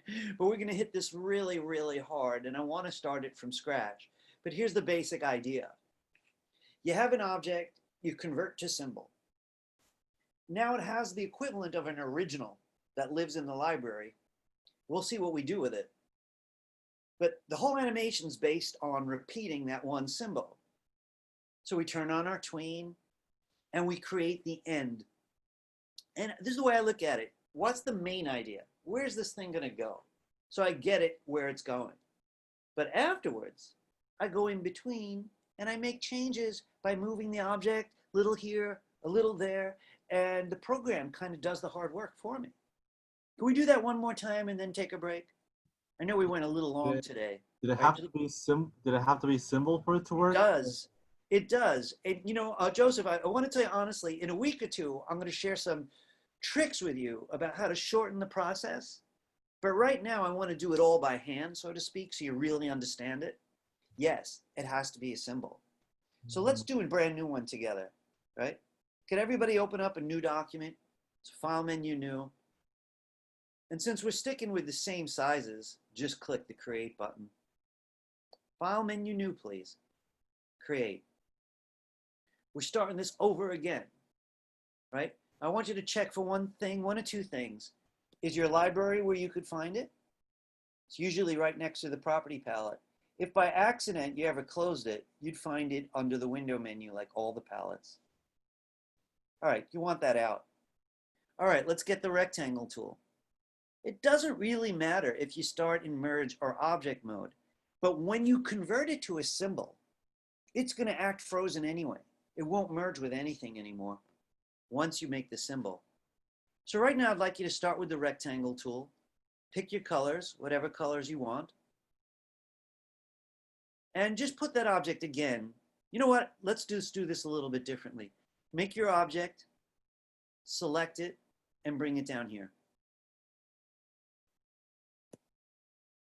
Nothing complicated. Make me a rectangle in any mode you like and put it in the lower left corner. Now, if you joined me earlier and you turned off object mode, everything's merging now. So I could elaborate on this object. I want to keep it simple though. Okay. Now, your object in the bottom left, it's ready to convert to symbol. Joseph asked me if it has to be a symbol. Yes. So that's the same as saying it has to be in the library. So make sure your object's selected completely. Often people make the mistake and they only select the middle, and only the middle goes to the library. That will break the whole animation. Make sure the whole thing is selected. All right, then control click or right click, come down to convert to symbol. If you love shortcuts, you might notice that that's F8 shows you on the menu. But right now I'm going to stick with this approach. Convert to symbol. It lets you name it. And I'm going to just call this box or box 2. It's a new document, so I could use the same name. The graphic type is already selected. Just click OK. If you look in the library, you see it there, right? It's your first symbol living in the library. Now we go back to the timeline.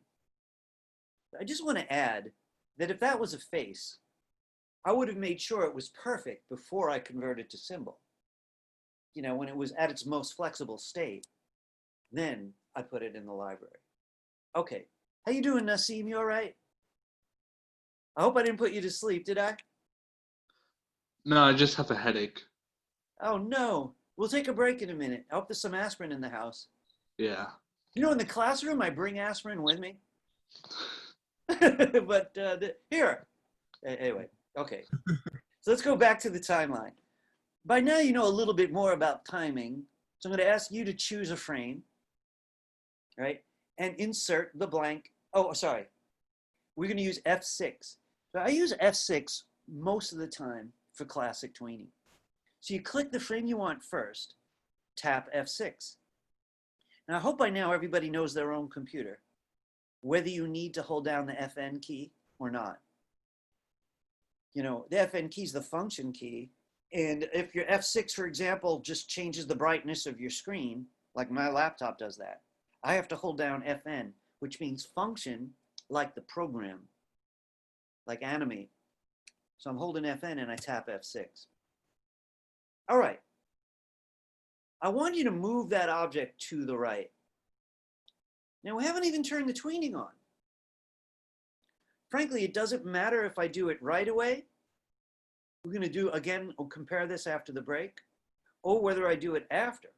Right now, I have 2 keyframes. If I'm going in this order, where I made the 2 keyframes first, click in between when you're ready to turn on the tween. Look, the only thing that wouldn't work is starting the tween from here. I could click frame 1, like we did before, or I could click in between. But I just can't click the end. So go in between, control click, and remember, this is all about classic tween. Now, right now, what you've got is a simple slide across the floor. And it's the fastest way to do it. In a second there, I moved something without meaning to. There we go. Did the slide work? Hey, everybody, could you give me either this or this? And you could use reactions if you prefer. Right? I need to know, did that work? I heard from 2 people, 3. It's okay to go like this if it didn't work. So either the reactions bar at the bottom or your own physical thumb. Because I don't want you to be shy if it didn't work, you know. So about half of you are not saying whether it worked or not. You're leaving me in guessing land. This is what I miss about the classroom. I just walk around. All right. All right. I have to assume that you're good. All right. But this is what I like best. When you bring the playhead back, imagine you want this thing to take some little bounces along the way. So move the playhead over a little bit and move it up.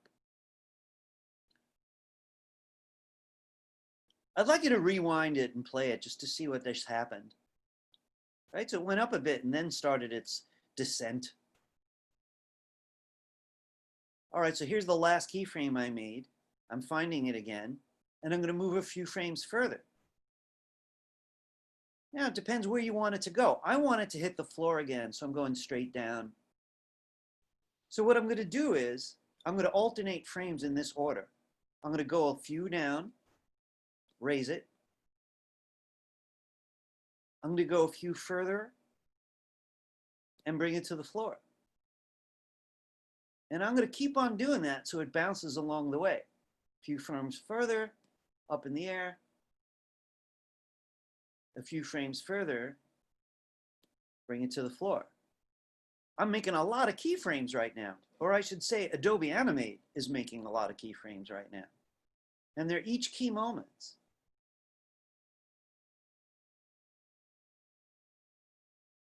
And I'm going to bring it to the floor and let it finish off here by itself with a little slide at the end. Whenever you're ready, you could play it and see what you did.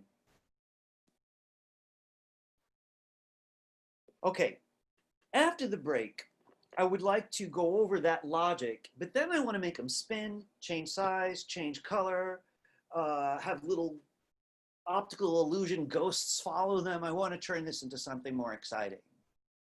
Right? Does anybody have any questions for me before we break? No?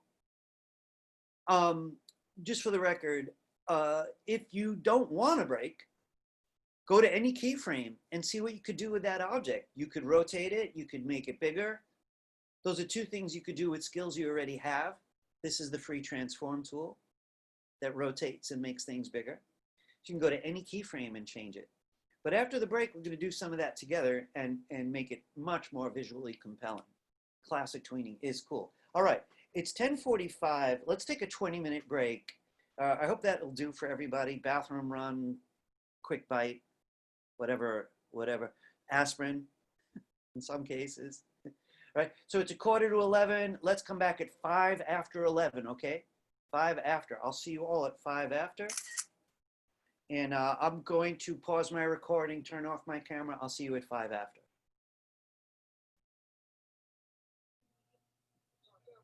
Does anybody need me before I go?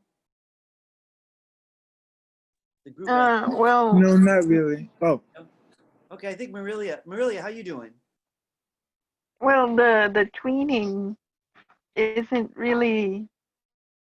It's not letting me choose the tweening. So Marilia, let's you and I stick around for a few minutes. Let me see if Tiffany's up to it. I think Tiffany took off, so I'm going to do it. Guys, this is a break. We're still starting 5 after 11. I'm going to try to help Marilia get her computer running, right? So Marilia, I'm still screen sharing. Could you look at something with me? Yeah. All right, so please watch this for a minute. If you go into the computer, into a browser, I'm in Chrome, open up a new tab, right? Why not just do a search, get zoom? Get zoom.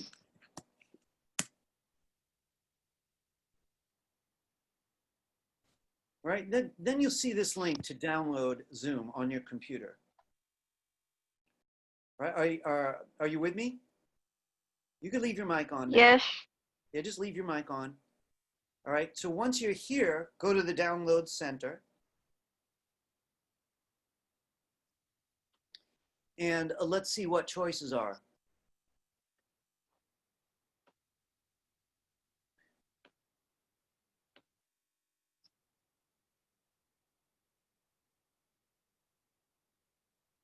Oh, wow, these are all so many new choices. I would just take the top one and download it. Now, I'm not going to do that because I don't want to break anything.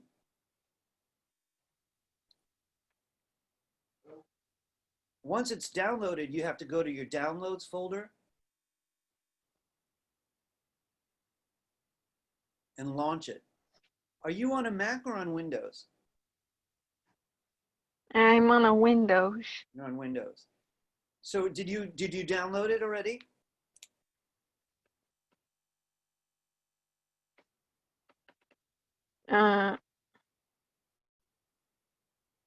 Really, please tell me what you're doing because I don't like guessing very much. Well, I'm trying to go to the download center. Did you do a search, get Zoom? Yes. And you're not looking at this page? No, because it's not. I don't know if it's my internet, but my internet is fine. Is it? So when you did your search, it took you to Google, right? Yes. Right? And does your Google page look like this?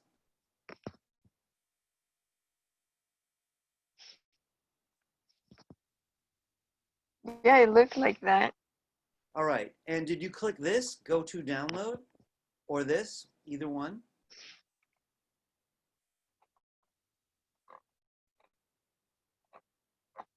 Yeah, I already clicked on that. But this is not showing up, you're telling me. No. So I want you to look at the top of the browser. Like if you look at mine, it says zoom.us/download. Does yours say the same thing?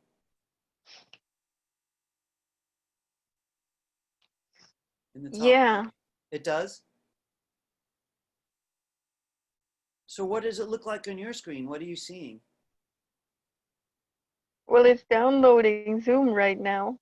It is downloading Zoom. Yeah. So you did click this button. Yes. Okay, because you said you didn't get to the download center. So I don't know. I'm having a hard time understanding you. So you did get to the download center. You did click the button to download it. And now you're waiting for it to download. Am I right? Yeah. Okay. So let's wait. Maybe it's just slow. That's all. Could be a big file. Tiffany, if you see me do anything that looks doubtful, don't be shy, okay? I trust you. Just join us. So right now, it's funny, when I launched Zoom, I don't remember seeing all these choices. You know. So I'm just choosing the top one. Usually, I click on the link from the what do you call it? From the thing that you put up every day. My handout? You know, yeah, the handout. Yes, but the first time you did it, you had to load Zoom on your computer.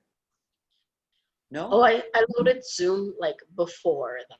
Right. So that's why neither one of us really remembers these steps. So right?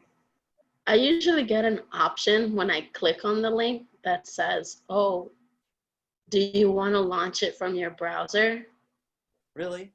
Mine just says open Zoom. So it is possible that she could have skipped this, but she was saying that the link only works on her phone for some reason, right? And I can't help her very much otherwise. So Marilia, did it download yet? Yes. Great. Do you know how to get into downloads and find it? Yeah. All right. So are you in downloads now?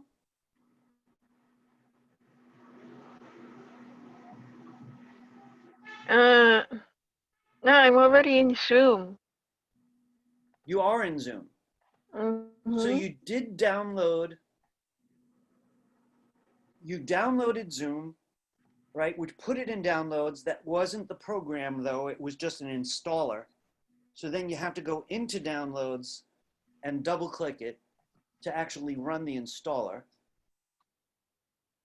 And it sounds to me like you're telling me that you already installed it. Does that sound right? No, I didn't install it. I installed it now. Gotcha. And do I have to leave the Zoom meeting in my phone? I Because don't I'm think going to so. do it in my No, computer. I don't think so. Leave it on in the phone, right? Just so we're safe. Leave it on. But what I want you to do, if you think you installed it, is find your way to my handout on screen. So again, what I'm talking about now is getting here. And if you don't remember how to do that, here's the link. It's iraworks.com/BMCC. So I know you've been doing it on your phone. So now we're just doing it on the computer. We're going to the same place. iraworks.com/BMCC. Now you're probably used to this part, but you're a woman of few words. So I don't know what you know and what you don't know. So I'm just going to say it all. Right? So on your computer, you're finding your way to my website. Did you find it? Are you there? Yeah. Okay, then go to today's handout. Sorry. For Intro to 2D, Class 4. Here's the moment of truth. Now you're in your browser, you're on your computer. Here's the Zoom link. Click it, and let's see what happens. Okay.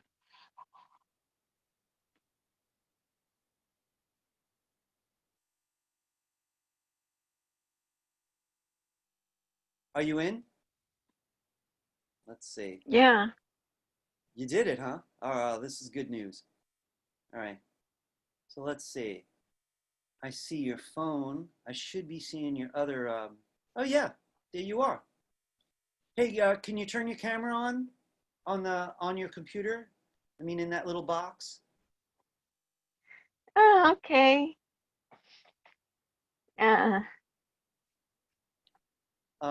So I mean, if you mouse over the little drawing, Oh, yeah. you should see 3 little dots, right? Hi. You are. Hello. Yay. So listen, I think from now on, this is going to be much better for you, right? Because if you're having trouble, you could show me your screen. Turning the cell phone around really wasn't working. Can you hear me? Yeah. Yeah, great. All right, folks, I'm going to take a couple-minute break. Tiffany, you deserve a break also. Thanks for sticking around. Really, I'm glad we conquered that. All right, I'll see you at 5 after 11, and we'll continue. Okay. All right, so I'm turning off my camera just temporarily.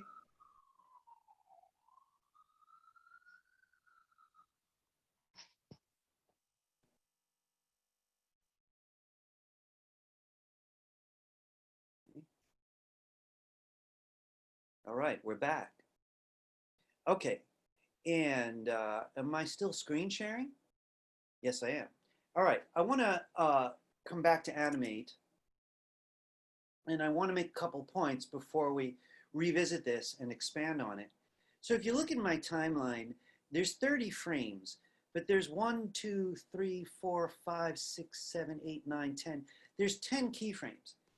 Now, the truth of it is, if I actually had to draw each of these things separately, that would have taken quite a lot of time. But instead, I really only drew one, and that was stored. This started, by the way, for a reason that's not as important anymore, but at the beginning, the way it worked was the one drawing went through the phone line to the visitor's house. So it was mostly a web design animation tool in the history of this program, way back when it was Flash at the beginning. And so it was all about making fast animations behave quickly and properly on the internet. So the way it worked was it would send everything in the library to the person's house, but all the copies, all those keyframes with all those duplicates in it, in my case 10 keyframes was all made by the visitor's computer. It was very clever. It was a way of sending the least data through the phone and let the computer that was visiting do the work. So right now it's not as important, but it is important that we understand a little bit about how the library behaves. I want to ask you to have a look at your last animation. Now, whether it worked or not, I hope it worked at least partly, because I want to show you something very interesting. I'd like you to join me on this. All right. Now, here's mine, right, with all the complexity on my one layer. But I want you to go to the library. Now look carefully. Up top is a preview area, but beneath it, under the word name, is your first symbol. I want you to go to the icon right here, right under the word name in the library, and I want you to double click that little icon.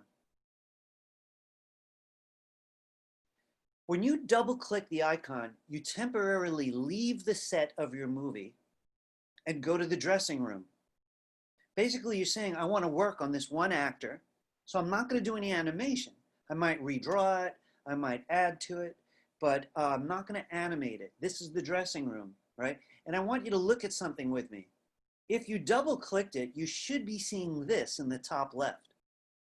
A similar symbol, that icon means graphic symbol, whatever name it has, and a little arrow next to it. That means you're in symbol editing mode, what I call the dressing room. But the real name is symbol editing mode. Now watch what happens if we do something here together. So there's your object, and it's probably selected. I'd like you to get your black arrow if necessary and deselect it. Why not make a little change? So one point that I'm making is, in symbol editing mode, the object is editable again. So I make this change. When I go back to the movie, we're going to see how it affected every single keyframe. Here's something else you can do if you want to get it a little bit more interesting. I'm still in my black arrow. If I start up here and press and drag, I could choose a stripe right down the middle and give it a different color. So I'm going to click the fill color and change it. So I've got a much more elaborate object. You could see it updated in the library too. Thing is, once you make those changes, don't move the object because it'll really mess up your animation, right? Here you're in the dressing room, just do the makeup. You know what I mean? Decorate it, change it, you know, put a mustache on that guy, whatever the story is. But when you go back into the movie, check this out. So to go back to the movie, right, you click this little arrow in the top left corner and you're back in the scene. If you play it here, it's the same movie as before, but every single one changed. Now that's incredible, right? Really, you can't do that with frame by frame. You can't do that with shape tweening. Classic tweening though, all the copies of it, look at the one in the library and do what it's told from the library. So any change you make it in the library and everything else updates. Okay, what I want to do is go over some stuff and add to stuff, right? So we're going to be very meticulous. We're going to do an elaborate exercise together, right? And I'd like for everybody to join me in great detail, right? So I know there are 4 or 5 of you who have camera issues, but I currently have 9 of you, 11 of you who are not showing yourselves. So I may be talking to just few people in the room, which is just not acceptable. Look, I'm open-minded to give you guys longer breaks if that's what we need next time. I'm open-minded to that. Be vocal. Let me know what you need. All right. So guys, this is intense. So I'm really hoping you're all in the room. Naftali, Gabriel, Kayla, Zhang, Rogelio, Ben, Benpur, Timothy. All right. Yeah, I'm here.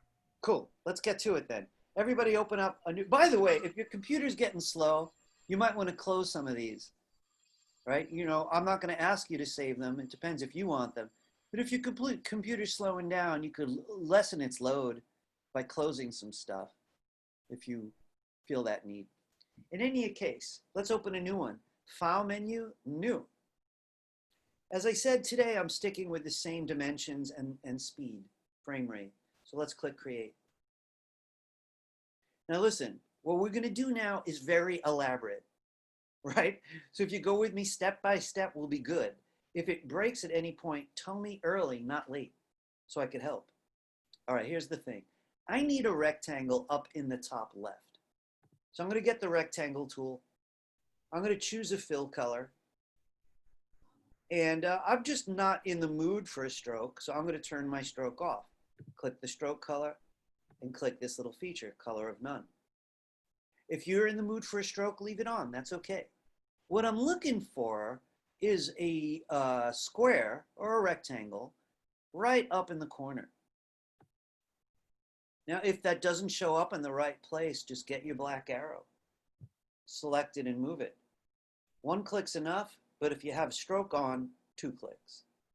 I definitely need it in the top left corner. Now, what we're gonna do is we're gonna have this object move around all 4 sides, return, right? But it's gonna change size, it's gonna change color, it's gonna go invisible, And we're going to change the nature of the whole object so it looks much cooler than this. Then we're going to have its friends follow behind it. So there's a whole bunch of these trails following it as it goes across the roof, down the wall, along the floor, up the other wall. So it's going to go like that. First, let's get the basics. Everybody's got their shape. Make sure it's selected. If you have a stroke, make sure that's also selected.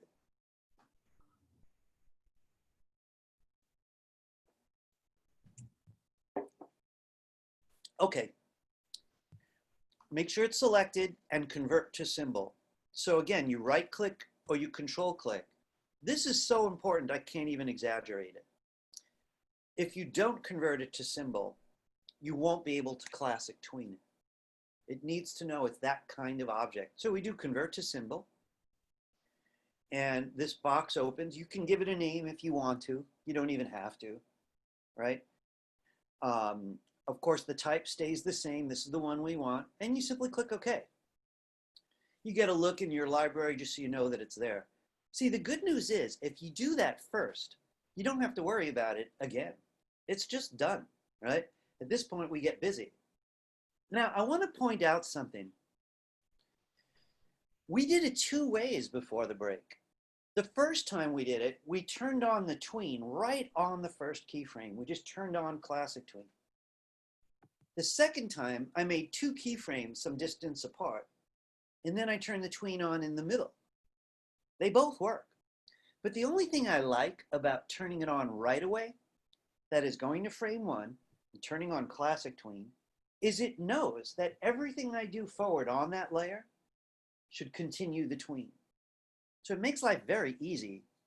So you make your object, you make your symbol, then we turn on the tween, right? That's the best order. Draw it, make it a symbol, then turn on the tween. All right, so I want you to go to frame one. This does done in the timeline. Control click that keyframe and choose create classic tween.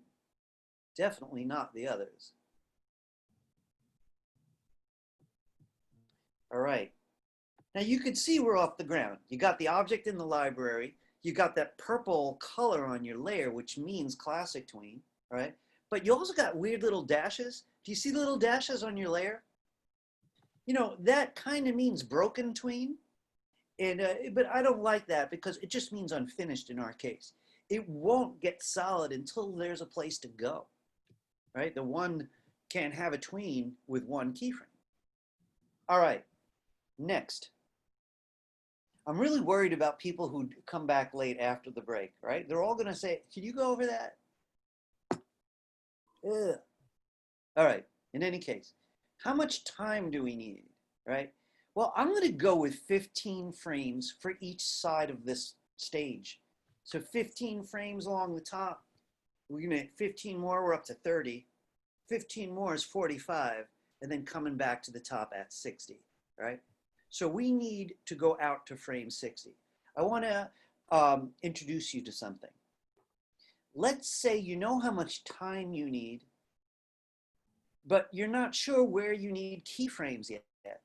You just know you need 60 frames. Let me introduce F5. All right, you want to come down here and find your way out to frame 60. If necessary, grab the tiny scroll bar at the bottom of your layer and go to frame 60. Listen closely. F5 does not copy keyframes. It just extends time. So you're going to frame 60 and you're tapping F5. So again, you might need the FN key like I do. So click in 60. Notice there's no black dot, right? It's just the purple bar.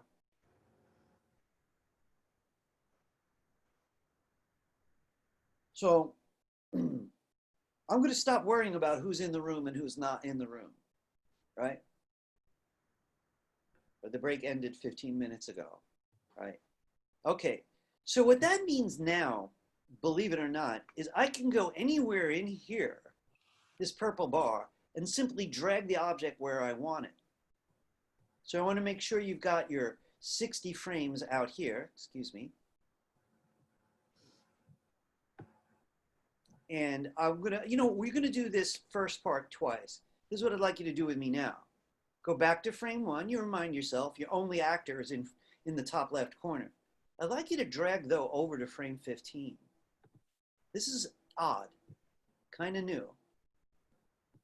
Remember, the playhead's on frame 15. Look what happens if I drag my object to the right corner.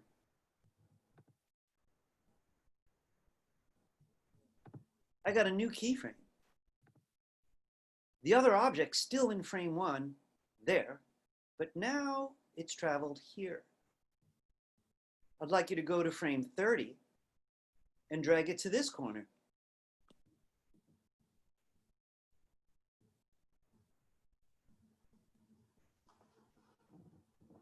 There's a little scroll bar underneath the tool, underneath your layers that might be helpful.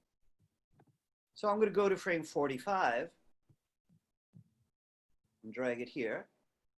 And to complete the round trip, I'm going to go all the way to frame 60 and bring it back to the corner. Now, if you play the animation now, there it goes.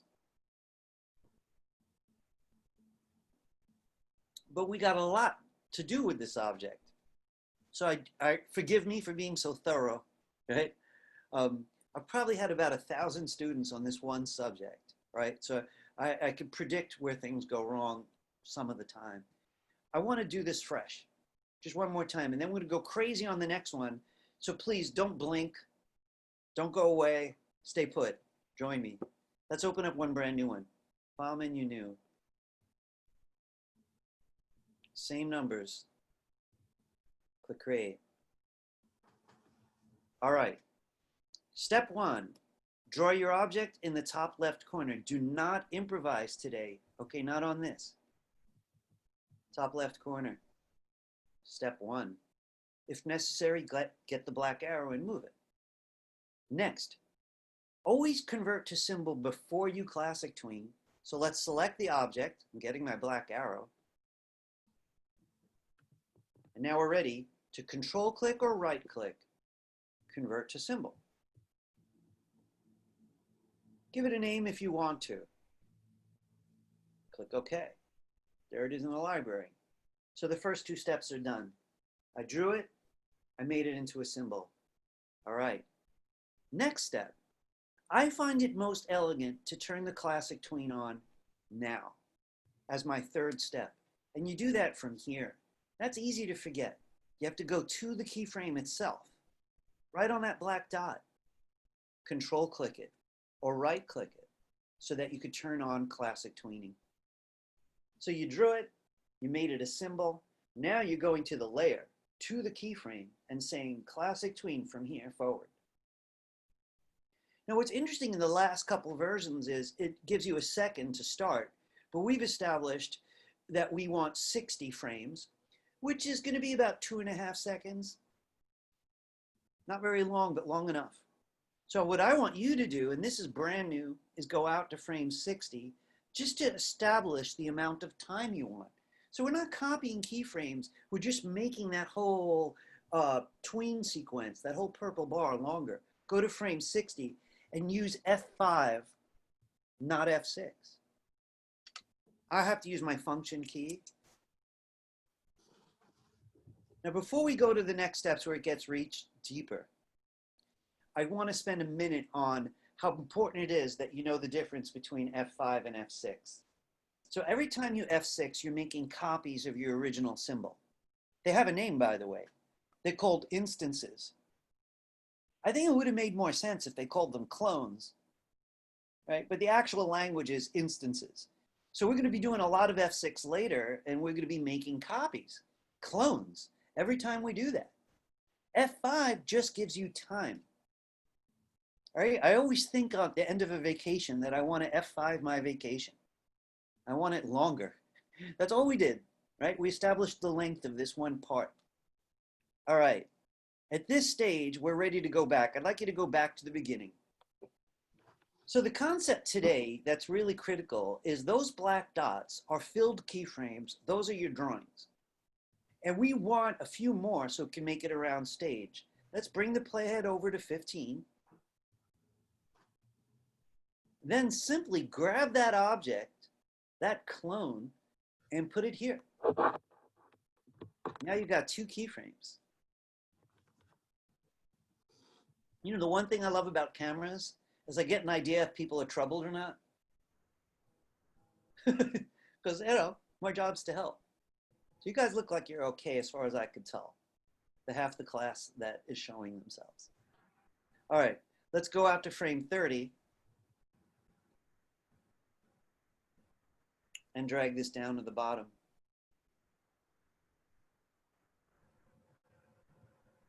At this point, I need that little scroll bar. You know, there are other ways to do it, but I'm going to use the scroll bar.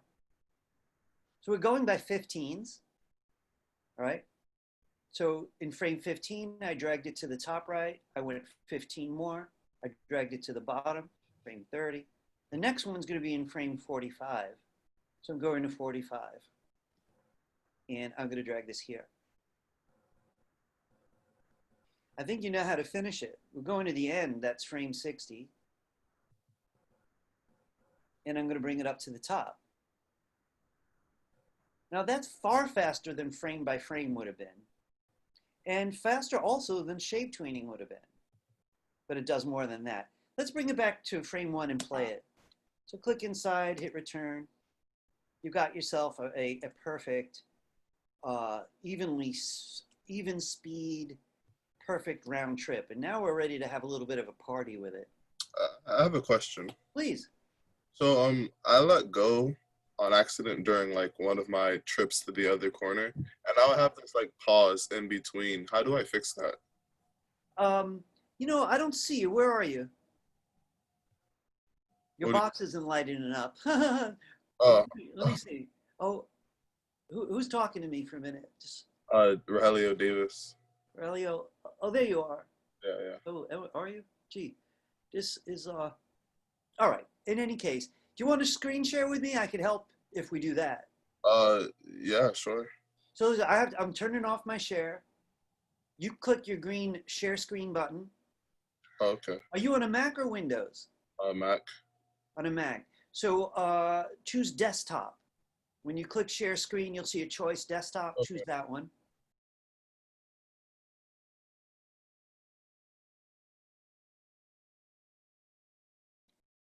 And let me just move something on my screen. So Aurelio, I see in frame 1, you have 1 keyframe, in frame 15, 1, frame 31. There looks to be some trouble on frame 45, right? So can you do me a favor though, bring your playhead back to frame 1.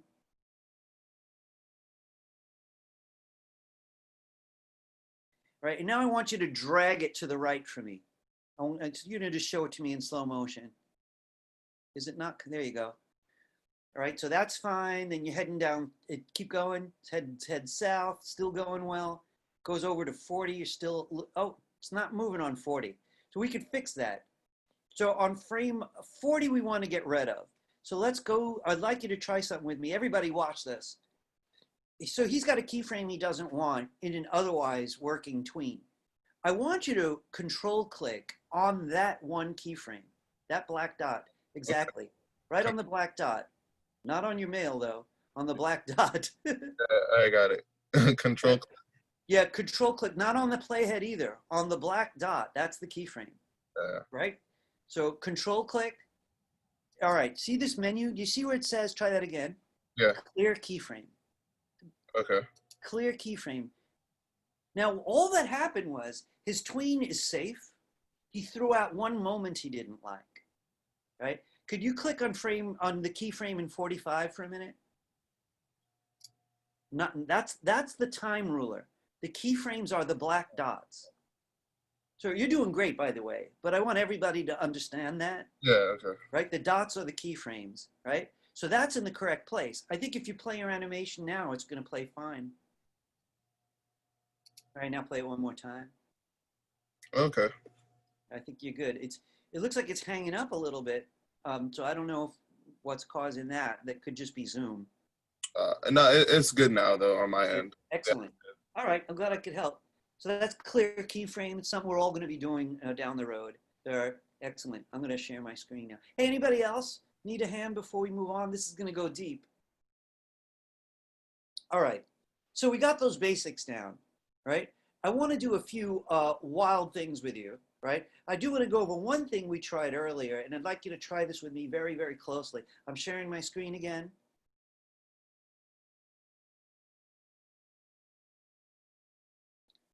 Just want to double check something. Okay, I'm doing fine.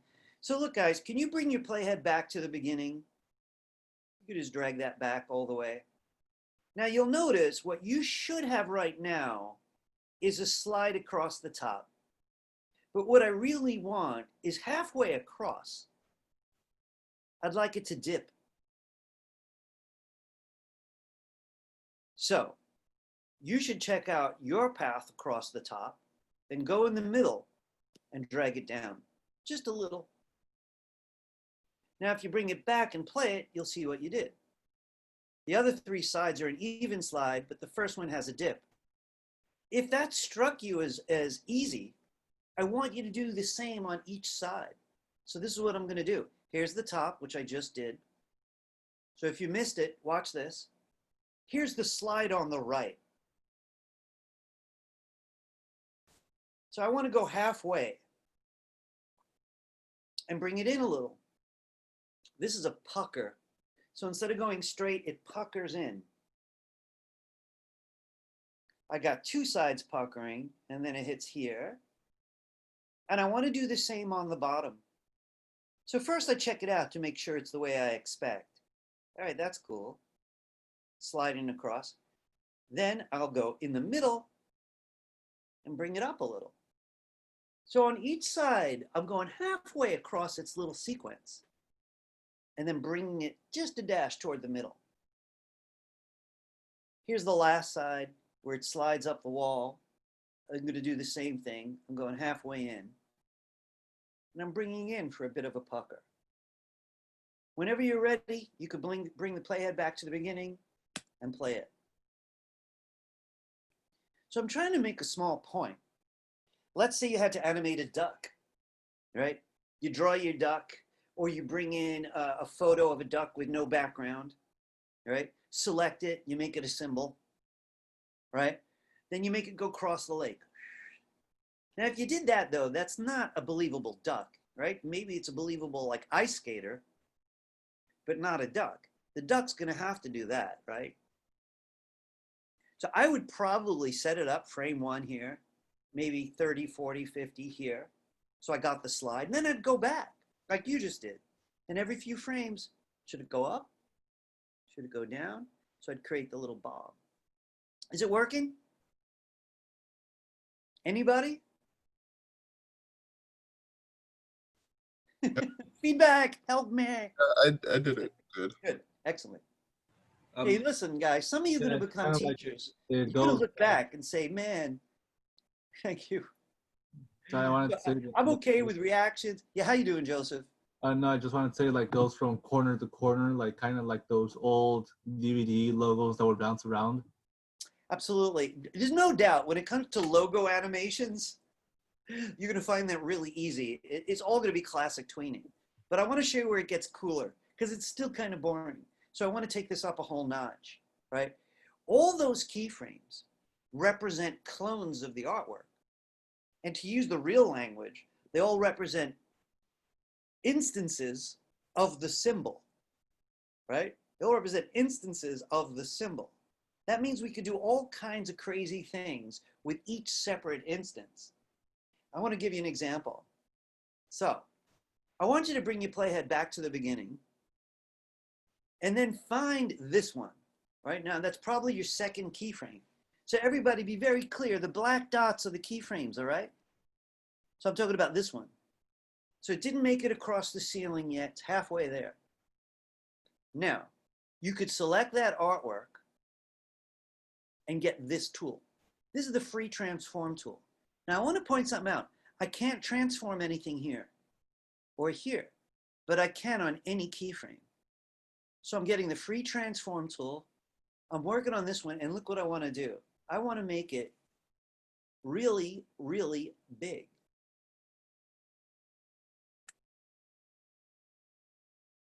Rewind and play.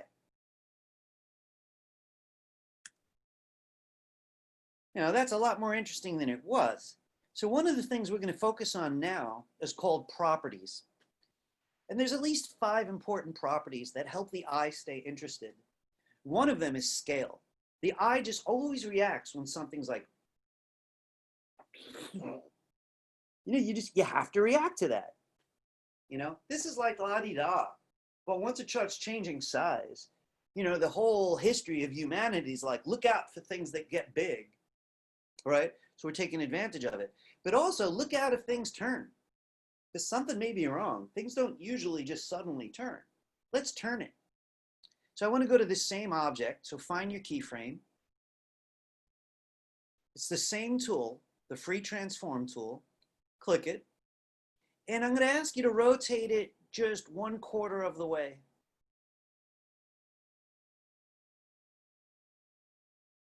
I want to say something for the record. Let me just do that again. I didn't like that. I just Command Z. You could rotate it as much as you want, but not going all the way around is probably not a good idea. But definitely don't just keep spinning it. Right? I'm going 1/4 of the way. If you need flat out spinning like a wheel, that's a different technique. So this is for partial spins, like the leaf we're going to do in the wind. Right? So I just went 1/4 of the way. I'd like you to rewind, play it.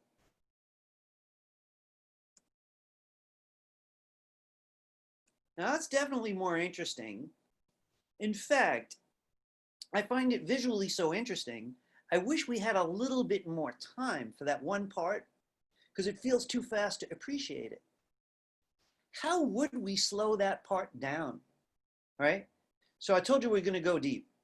Now here's the idea. This little part that we're talking about, it only has 7 frames to get to this size and this rotation. That's just 7 frames. We're going at 24 frames a second, right? So this is not quite 1/3 of a second. That's damn fast.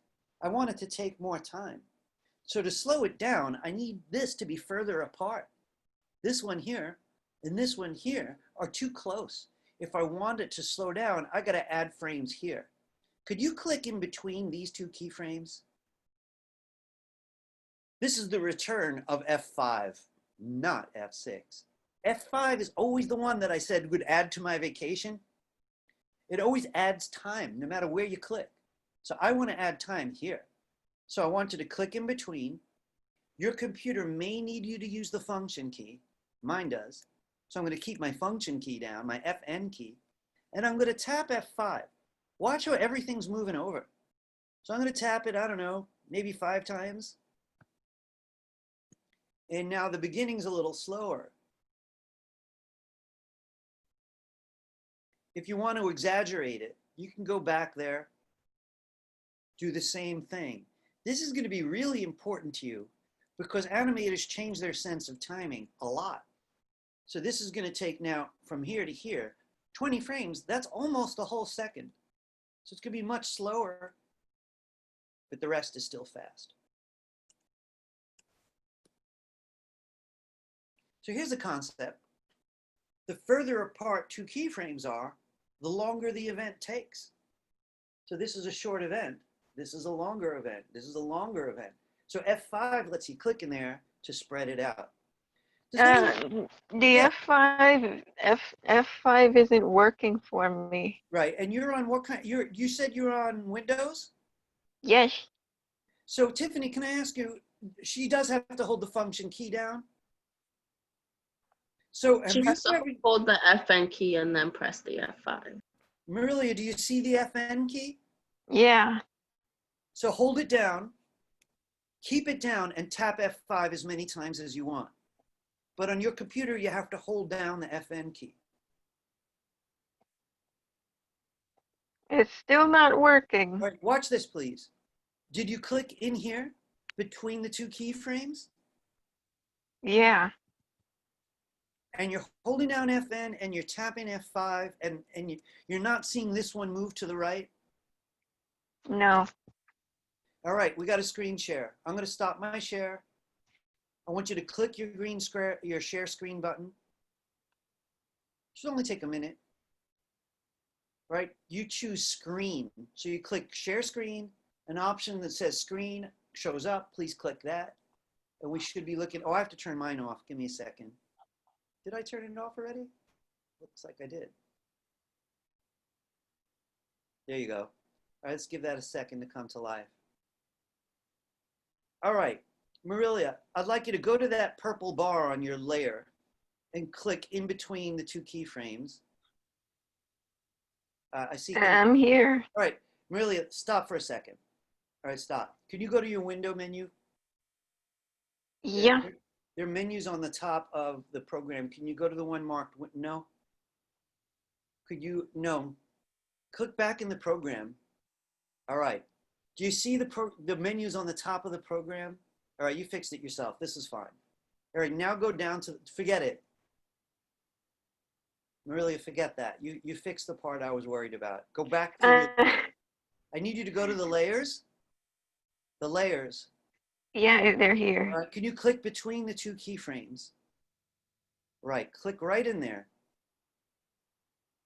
Right, and now I want you to click in, I'm not seeing you click. Maybe move to the right or the left. I want to know that you're clicking. All right, do it again, one more time. You're clicking everywhere where I'm asking you to. I need you to click right there once. Okay, now hold down your FN key. Hold it down and tap F5, the F5 key. The F keys are running along the top of your keyboard. Oh, okay. All right, so hold down the FN key. You're not using your mouse. You're moving your mouse, but you don't need your mouse. So stop moving the mouse. Just leave it alone. Okay. You're not doing it, though. Could you stop doing what you're doing? Really, don't reorganize your screen now. The whole class is here. Let go of them. Sorry. Stop. I need you to listen, please. Right? Now, click again where I'm asking you, right? Because you're distracting yourself with too many other things. So click one more time between those two keyframes. I want you to understand what you're doing. And then hold down the FN key and tap the F5 key. The F5 keys are in the top row. You're still moving your mouse. There's no reason you should be moving your mouse. Could you hold down the FN key? Yeah, it's working now. Thank you. All right, turn off your screen share. Really, I want to be helpful, but you have to promise me something. Don't go moving everything around while I'm talking, okay? I know you didn't like the way your screen was organized, so you wanted to fix it. I respect that, but you have to do that before or after, right? Okay. Right, because you could really trust me. I'm on your side. Like, say, click between keyframes. That's the only thing you need to do. Then let go and do the next thing. All right, folks. The problem is the other side of the rotated object is still fast. Too fast, in my opinion. So I want to show you what I mean, right? Let me, give me 1 second here. All right. Marilia, can you turn off your screen share? So you go back down. I already. You already did? Okay. It's already off. Yeah. I hear you. You're right. Here comes mine. Okay. So folks, here's the idea. I slowed mine down a lot. So it's only slow though while it's approaching that large object. Right after it, there's just same 15 frames there was before. So I get a slow approach and then a really quick exit. Zip. If I want the other side to be stretched out, click between those two keyframes. So listen, some of you guys are new to layers, so I better do more layers, right? We're on layer 1. There's a purple bar, and we're clicking in between the keyframes, anywhere between those two. And again, if you need your FN key, you hold it down, and you tap F5. Every time you tap it, it puts a frame there and moves the other keyframes downriver. It's pushing them all away. All it's doing is creating more space between this moment, this important key moment, and the next key moment. So I could do that as long as I want. If I go all the way into the 40s, it'll have a similar sense of timing to what I had before. Right? So again, if I want that to be even, I could count, but I don't really want to count right now. 1 second, something just happened.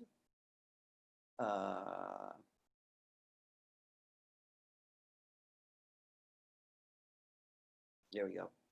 So I just separated the gap with a lot of F5. If you rewind it and play it, you'll see the whole sequence up top is slower and the rest is at the original speed. Okay. Slowing things down is important, right? And it has a lot to do with understanding what the keyframes stand for. They're how big the object is. Is it rotated? Where is it? Where's the next object? Those are the key moments, but the amount of time in between could always be changed. Before I move forward, right? Because I want to do more properties. Does anyone need a hand with that? All right, that's some timing. I want to go back to properties. What do I mean by properties? I mean scale, making something big or small. You just did that a few minutes ago. Rotation, property, this is upright, this is not, and this is uncomfortable. If I taught you this way the whole class, it would be hard to ignore me. This is comfortable. So we often deal with rotation because of the discomfort. In horror movies, you're always going to see a shot like this at some point because it's so uncomfortable. All right. But what about tint? Now, here's the thing I want to tell you about color. Once you create a symbol, all the clones share that symbol and they share that color. But what if you want one of them to change color? Just one. One of the clones, one of the instances. Well, we call that tinting. So you know when you put on blue sunglasses, everything shades blue, right? Everything changes, becomes bluish. That's a tint. So you're allowed to tint any of these clones. Let's try it out. So what I want you to do is this. I want you to find where your object finally made it to the right corner. Now we can only change any property of an object on a keyframe. Its color, its tint, I should say, its rotation, its size, has to be on a keyframe. So you're going right to this keyframe, not here, not here, and don't click up here in the ruler. That just moves the playhead, right? We actually want to be on the keyframe. Now this is a little odd, and it's so easy that a lot of you guys are going to forget it. It's almost too easy. You have to find the keyframe, then click the artwork once. So don't double click, one click. So you found the keyframe, now you click the artwork once, and the properties palette changed. I want to prove it. I got a different properties palette. Even if I go to the keyframe, I got still a different properties palette. But when you click the artwork, the properties palette includes this, color effects. You want tint. Now, when you choose tint, pick whatever color you want from this box here.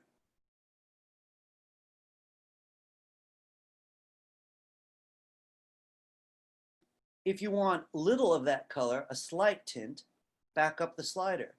My original was red. This is getting toward purple now because I'm adding blue to it. But if I keep going, it's completely blue. I'm going to leave this choice up to you. I'm going to do that again, but let's try it out first. If you play your movie, watch it tint and go back to the original. So I'm going to go over it, but I want to point out a couple things. You can go to a keyframe to change size and rotation, or you can go to a keyframe, select the object to use tint. So really, basically, this is what you did. You said, okay, this is all fine, but by the time I get here, I wish it was blue. So you found that keyframe, then click the artwork once to let it know you're working on the artwork. You're not working on time, you're working on the art. And then you go to color effects. Choose tint. Pick the color from the chip and pick the amount from the tint slider. I want to point something out to you. So we will be repeating this surely next week because we haven't yet to get to real objects, right? We're still working with shapes. So in my class, the first 4 weeks, 5 weeks is shapes, and then after that, it's stuff, you know, real stuff. So I want to get through this part together. But I want to point out something about changing an object, a clone, in one keyframe. The left of the keyframe and the right of the keyframe are deeply affected. So what I'm trying to say is, if this one represents a blue object, that means the ones before it are turning blue. But the ones after it are turning back to the original color. So really, the amount of time that it's actually that one color is just the keyframe. The approach could be as long or short as you want. The way it returns to its original color can also be as long or short as you want. Any questions about tint? No? So it's very related to the next thing. If you found tint easy, you're going to find the next one exactly as easy. And what that is transparency. The thing is, this program calls it alpha. I notice a lot of you take notes, and I really respect that. So transparency is called alpha in this program. All right, let's try out some alpha. So what I'd like for you to do, though, is find the next corner. So you're moving your playhead till you reach the next corner. That's down here. And it's going to be a keyframe. And if we want to change that object, it does have to be over a keyframe. This can't be changed. So I go to the keyframe, and now I'm ready. The steps are very similar. Find the keyframe, click the object once. By the way, that's the one I'm worried about people skipping. You find the keyframe, that I'm pretty sure you're going to do, but then you have to click the artwork one time. All right, that's how you get to color effects. If you don't click the object, color effects doesn't show up. Watch. No color effects. I click it, there they are. So you did that for tint, but this time we're using alpha. Alpha is really easy. It's got one slider. All the way to the left is transparent. I'm going to go completely transparent. So what's going to happen is after it leaves the prior keyframe, it's going to start to disappear. By the time it reaches here, it's going to be gone. And then it moves forward, it's going to reappear.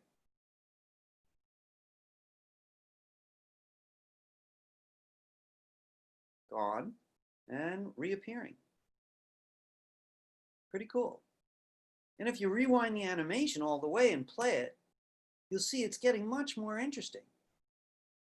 The only thing is, again, that happens so fast, I almost don't notice that it ever disappeared. So let's stop for a second. I'm hoping that you found alpha kind of easy, right? There's some repeated ideas that have become second nature for you. Find a keyframe, click the art, right? Then use your properties palette. I hope you remember how to change the timing though, because frankly, I'm just not happy with it. It didn't get me any mileage. It goes by so fast, it looks more like a blink than anything else. So I think I want to slow down the part right before it and after.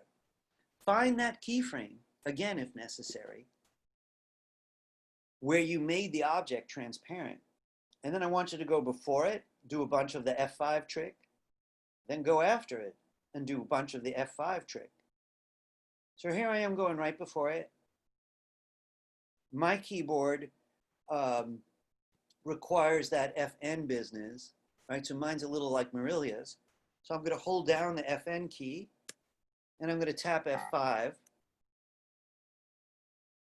to create some room. I'm going to click in here on the far side. See, by the way, you might have 100 layers, right? So that's why I really wanted to click in the layer right after the keyframe. I'm going to make more room for its return to color. I think it's going to be a little bit more satisfying now. So it approaches. So basically, I'm giving it time when I want the audience to appreciate something. If it goes by 250, too fast, the audience won't appreciate it. All right, what properties have we tried? Scale, we used the transform tool and made it real big. Rotation, which we also did with the transform tool.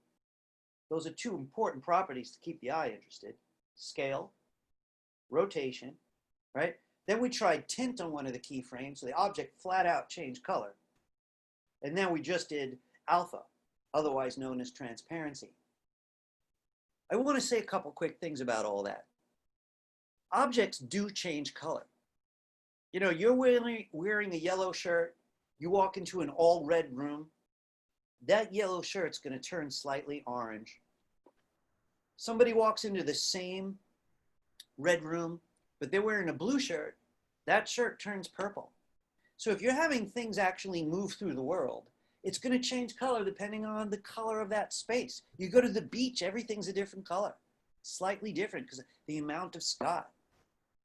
So tint is part of the real world. Things do tint. Can you make it transparent? Oh, That's wait. the thing about transparency. That Okay. doesn't happen a hell of a lot in the real world. Yeah, it more or less makes it disappear rather than transparent.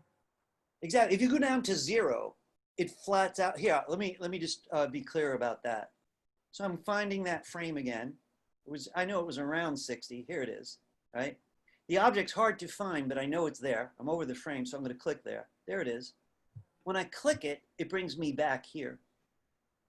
So this is just a little transparent instead, right? This is the way it used to look. This is completely invisible. And here we are, just a little transparent. So that's acceptable also.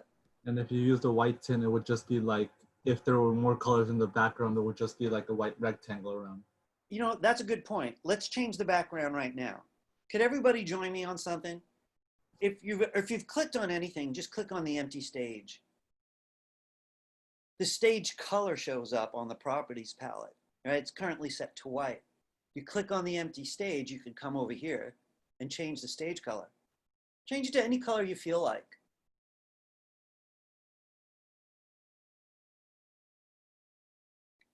So now any transparency feels rather different.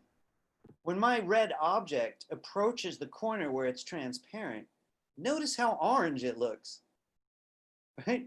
That's because the yellow's mixing with the red, just like two tubes of paint, and it turns orange. But what would be more interesting, Joseph, if we had a photo back there, or a drawing of the forest or the city, and you'd actually see the transparency as it passes over different buildings. It's like a piece of stained glass traveling through the world. You'd see different things through it. So transparency is more fun at that point, right? It's a good question though. Brightness, on the other hand, just turns things white. So let's try that property while we're at it. Could you find the keyframe that represents this moment? The object's arrived in the lower left. You dragging your playhead over perhaps till you find it. We're looking for the black dot for the keyframe itself. All the color effects follow the same steps. Find a keyframe, click the object once, just once, and then you come here. Well, we already tried tint, which I love, to change color. We just tried alpha to change transparency. This is brightness, which is kind of cool too. Click on brightness. This is about how light or dark the object is. So if I drag it to the right, it turns white, the lightest it can be. If I drag it to the left, it turns black, the darkest it can be. You could see it as tint, right? But it only tints to white or black. But it's just simply called brightness. So it's up to you where you put it. Now, I'd like you to play the whole animation. We've got a few ways of keeping visual interest right now. We have color changes, we have timing changes, we even have rotation changes.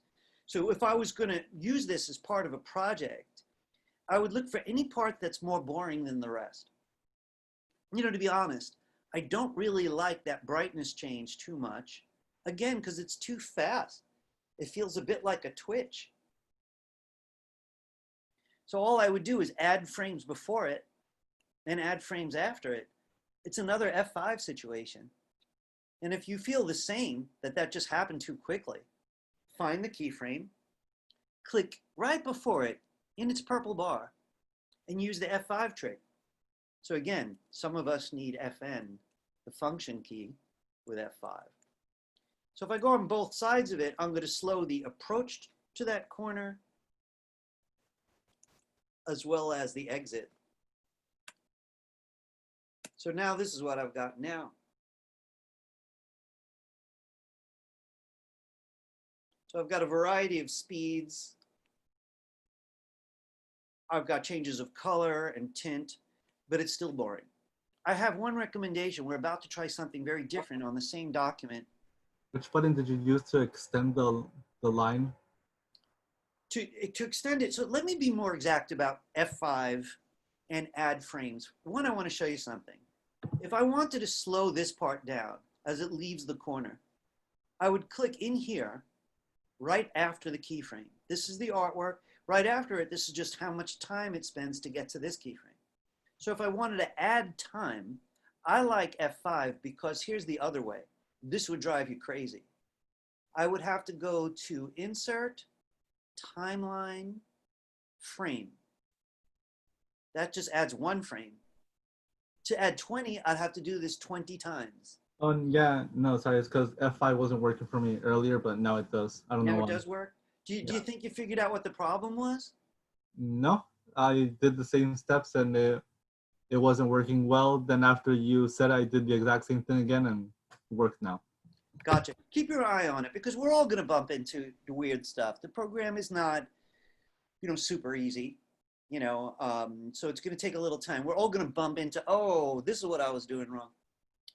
I would like to go back to that object in the corner though and make it bigger and rotate it. I think it'll look more interesting what we have before we go further.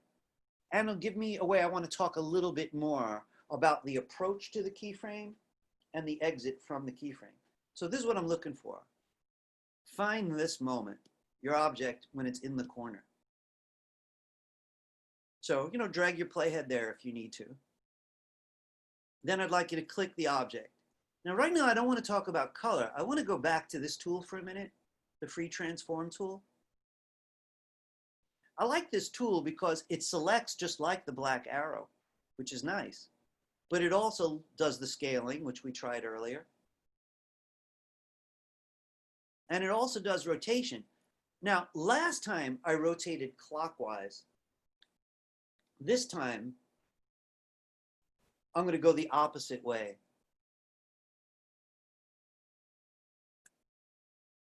Why? Well, I think the eye already saw an object going this way. So if I want the eye to stay interested, the next time I'm having it go the other way. We'll see if it matters. I made it big and I rotated it. And we already used brightness on it. So that's 3 big property changes on one clone, on one instance. So I'm going to rewind the whole thing and play it.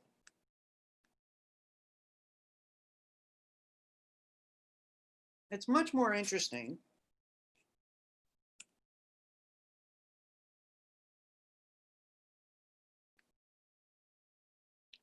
Now, we're about to change that object itself to make it more interesting. But before we do, does anyone want to speed up a part? How would you speed up a part? I mean, if you add frames to slow it down, it stands to reason taking frames out would speed it up. So if I've got two keyframes next to each other, that's going to be a very fast change. As we discovered, the further apart, the slower it is. So that basically means I could eat the frames in the middle like Pac-Man to speed something up. I'd like you to find something that you think should be faster. And I'm going to do the same on mine.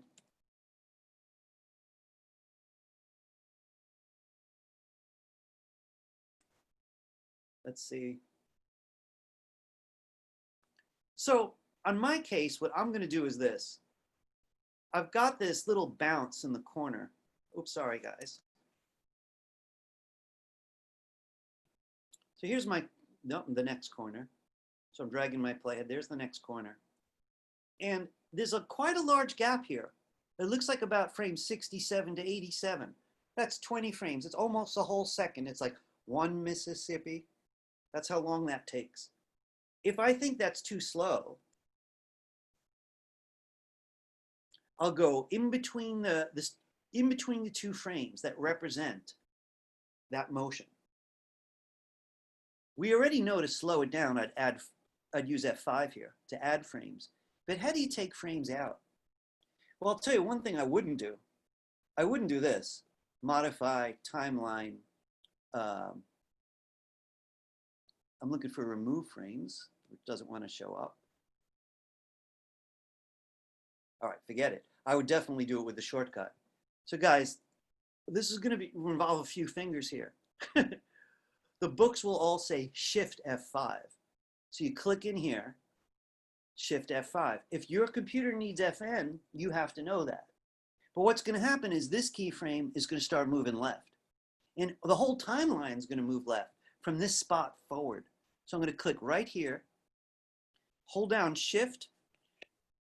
I'm going to need my FN key, so I'm going to hold that down first. Then I'm going to hold down Shift. Now tapping F5. Oops, hang on a second there, guys. Click in there once, hold down FN, hold down Shift, and tap F5.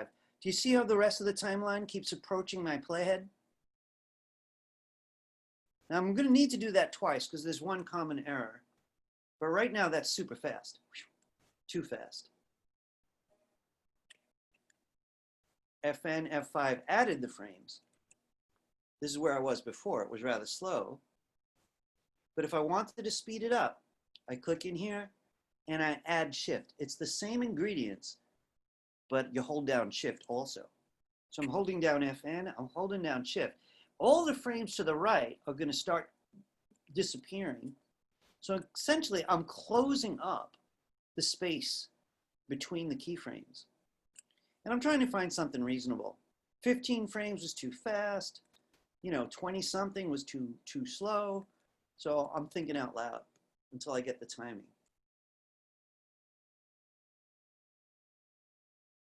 Now I'm going to want to mix. I want to mix. Professor? Yes, of course. You were adding more frames, right? I was sorry, I wasn't paying attention. I was writing notes. Gotcha. So here's the lowdown. You often need to add frames to slow stuff down. You often need to remove frames to speed stuff up. So like to keep something interesting, right? This is not so interesting. This also is not so interesting. This is. So I'm going fast, then slow. And really to establish that, I got to be on my toes. So I'm going to need a combination of F5 when I want to slow things down, Shift F5, Matthew, Shift F5 when I want to remove them. Shift F5. So the question is, you got to click first. And the only thing that worries me is if you accidentally select too much. Sometimes this kind of thing happens, and I selected this whole area turned blue. If you ever notice that happening, you got to click once. Make sure only one frame is highlighted. So in other words, here's the last bit. It goes from this location back to the corner. And if I wanted that to slow down, I'd click in the tween. So this time we're not clicking on the keyframe. I'm telling the tween, be longer. So to speed it up, you click in the tween itself. And it's all about F5. So again, I'm going to stop mentioning the FN key when I'm sure everybody's clear on it. Right now I'm on a laptop. I'm holding the FN down and I tap F5. You see how that last frame's moving over? Thing is, if I go too far, this is what happens. Wait till I get to that last wall. Now it's crawling up there.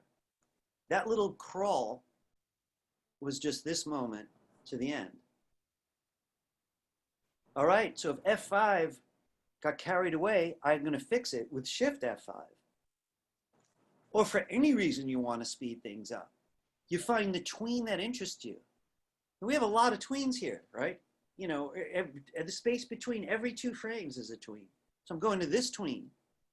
And if I do my Shift F5, so I got to hold Shift down, you might also have to hold down FN. If I keep them both down, I could tap F5 and you'll see now what's going on. It is just like Pac-Man, biting frames to the right, and the tail is getting closer and closer. So I could get it till I find the right speed. And I have to keep playing it to really know. That seemed natural enough.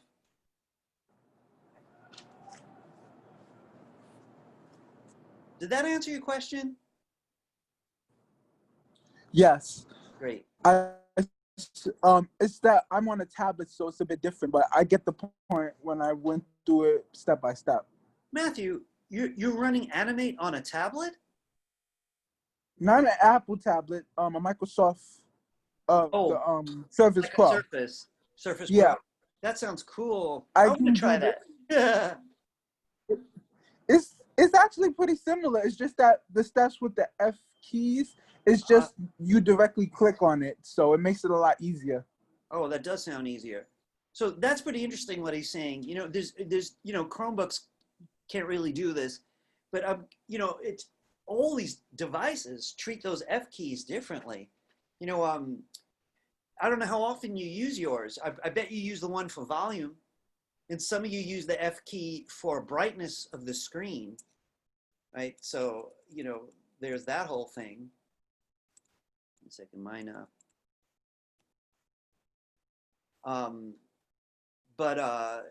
If you wanted to act with a program, and this would be the same in Photoshop or Illustrator, you have to hold down the FN key on a lot of computers. All right, guys, listen. I know I'm teaching a lot today, right? Classic tweening's the biggest subject since we started. It's rather huge. But the thing is, we're going to need it to make people walk. Just for example, we're going to need it to make car wheels turn. It's really the best for any number of day-to-day needs. So we're going to hit it hard. I want to do something fun with this, though. A couple of fun things to take this. We got a fairly interesting, simple object. I'd like to make it more interesting. And one thing that's going to make it more interesting is popping a hole in it. Bear with me. I want to tell you something about holes. So if I saw a piece of wood, you know, blowing around in the wind because it's a hurricane, right? I couldn't see anything behind that piece of wood. I could see around it. But in the hurricane, that piece of wood's flying around and it has a big hole in it. I'm seeing the bird flying behind it. I'm seeing the cloud behind it. You know, I'm seeing the airplane trying to deal with the hurricane through the hole. So there's something about holes in things, windows, donuts. You throw it in the air, it's more interesting than something that doesn't. I want to punch a hole in this and add some other stuff to make it more interesting. So you might remember, we went to symbol editing mode earlier today by going to the library first. So can everyone go to the library? Now, your library is still next to your properties palette, and you've only got one symbol in there. A list is going to develop at some point, but right now we've got one symbol in the library. I'd like you to double click it. Now, if any chance you can't find the library, remember all this stuff is from the window menu. All the palettes that can stay open, you know, like the timeline for that matter, or the stage, they're all here. So we need this library. When you double click it, I want to remind you that the top left looks like this. It shows you the symbol name. I didn't name mine, so it's called symbol 1, with a little arrow to get back in the movie. But I want you to make sure you're in symbol editing mode. Folks, I want you to join me very, very exactly. You might remember earlier today, I had us all switch into merge mode, right? So if you're not in merge mode, you'll know in a few minutes, tell me and I'm gonna help you out, right? Right now, I'm gonna assume we're all in merge mode. I'm gonna make a circle, drop it in my red square there, and use it to pop a hole. All right, so here's my square. I'm gonna zoom in a little. And I'm getting the circle tool. I have to pick a different color for this. Now what I want to do is I want to draw a circle right in the middle here. And a lot of people find that easier to do by doing it next to it so they can get a good visual and then dragging it on. It's up to you. You could draw it right here or you could draw it next to it. If you did draw it next to it though, get the arrow tool and then move it on. Now the little dots on it are showing me that it's selected and it's in merge mode. If you have a blue box around it, you're back in object mode, object drawing mode. If you happen to have a blue box around it, you could do Command B to break it apart, put it back in merge. I think most of you are in merge. I want to point out, while it's selected, I can still move it around with no trouble. But as soon as I deselect it, it's going to pop a hole. And let me prove that to you. I got my black arrow and I'm deselecting by clicking out here. The next time I move it, look what happens. There's the hole. So I'm going to back up. You will often cut holes in things. So you could draw it right on the object or next to it. The end game, though, if you're using it as a hole puncher, put it in place when you're ready. You get to move it around, but as soon as you deselect it, there's no red pixels under that anymore, in my case. You could select it again and delete it. Did you get a hole? Anybody need a hand with that step? Because what I want to do next is also kind of interesting. I mentioned earlier that the black arrow will let me select parts, which is a cool way to change color. I want to remind you what I mean by that. So I'm going to get my black arrow up here, and I'm going to actually start here and press and drag to select just a little bit of the red pixels here and here. I could delete them. Oh, that's fun. I think I'm going to do that. So if you missed it, we're just trying to make the object more interesting so that the eye wants to follow it. Get your black arrow. If you start above it, you can do no harm. So I want to find the middle, and my goal is to select a kind of stripe. And press delete. I'm going to do something similar going horizontally. I'm going to press and drag from here. I'm in symbol editing mode, so every instance in the movie is going to change. I could delete it again. Or I could just change its color.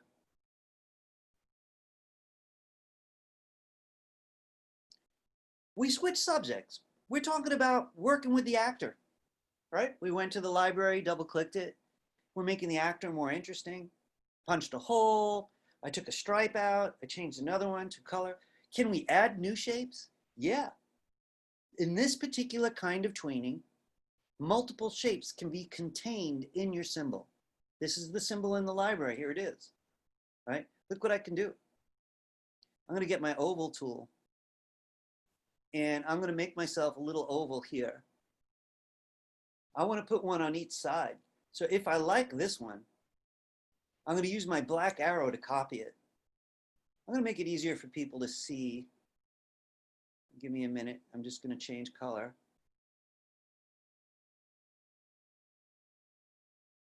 Picky guy. All right, there we go.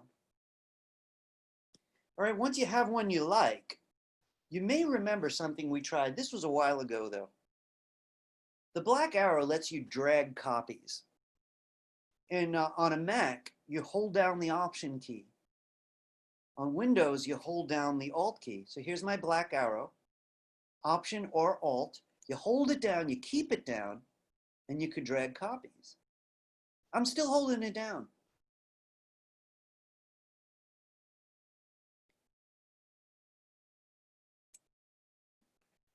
Now, while you're working on that, I want to tell you why I'm doing it. Well, the hole's going to be interesting. Whatever's behind it in lower layers or in the background, I'll see. Those little circles on the outside, they're going to rotate around it. Remember, we made this object rotate twice.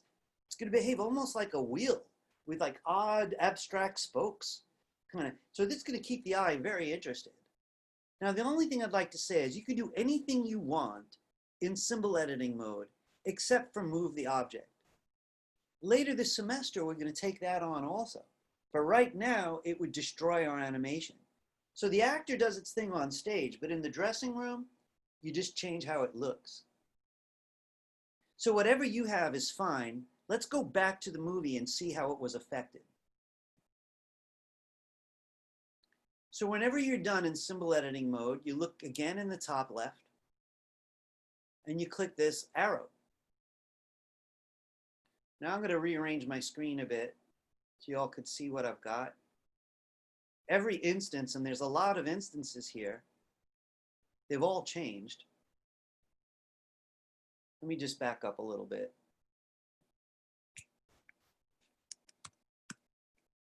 All right, I'm going to hit return to play it.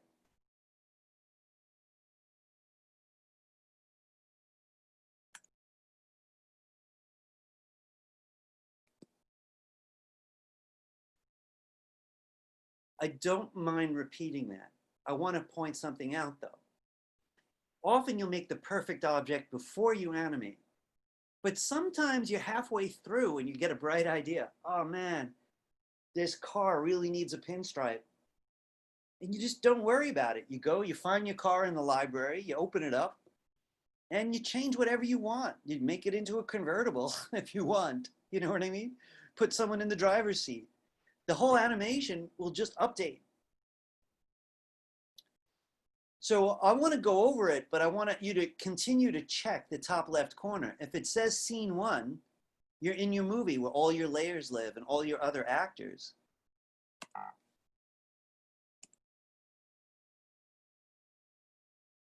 But if you ever double click it, you're going to see it up here. You left the movie behind. You're only working on the actor. You could do any of the things we tried and more.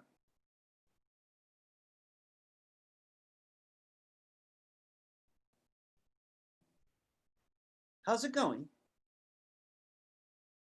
Anybody feeling positive about this? Thank you, Marilia. I tell you, even a thumbs up helps the teacher. Hey, you know something? Any of you guys like comedians? I love a good comedian. You know, in life, I just need to laugh. But man, watch a comedian try to work without an audience. You know, with nobody laughing. That's a rough ride. And so in my class, I just need an occasional thumbs up or whatever. Thank you, Nassim. Right. You're good. Good. You know, folks, I don't know if it shows, but I honestly care. You know, so I don't want to talk to myself. They would have let me teach this all through video with no class. I taught over the summer and they asked me, do I want to go asynchronous, meaning no schedule? You know, and the only way for me to do that would be to never meet my own students except for in office hours or something.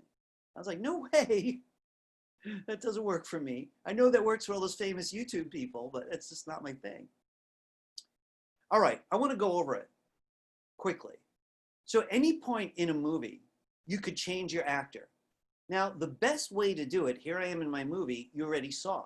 You go to the library, find the symbol, and double click it. At that stage, you could do anything that you can think of.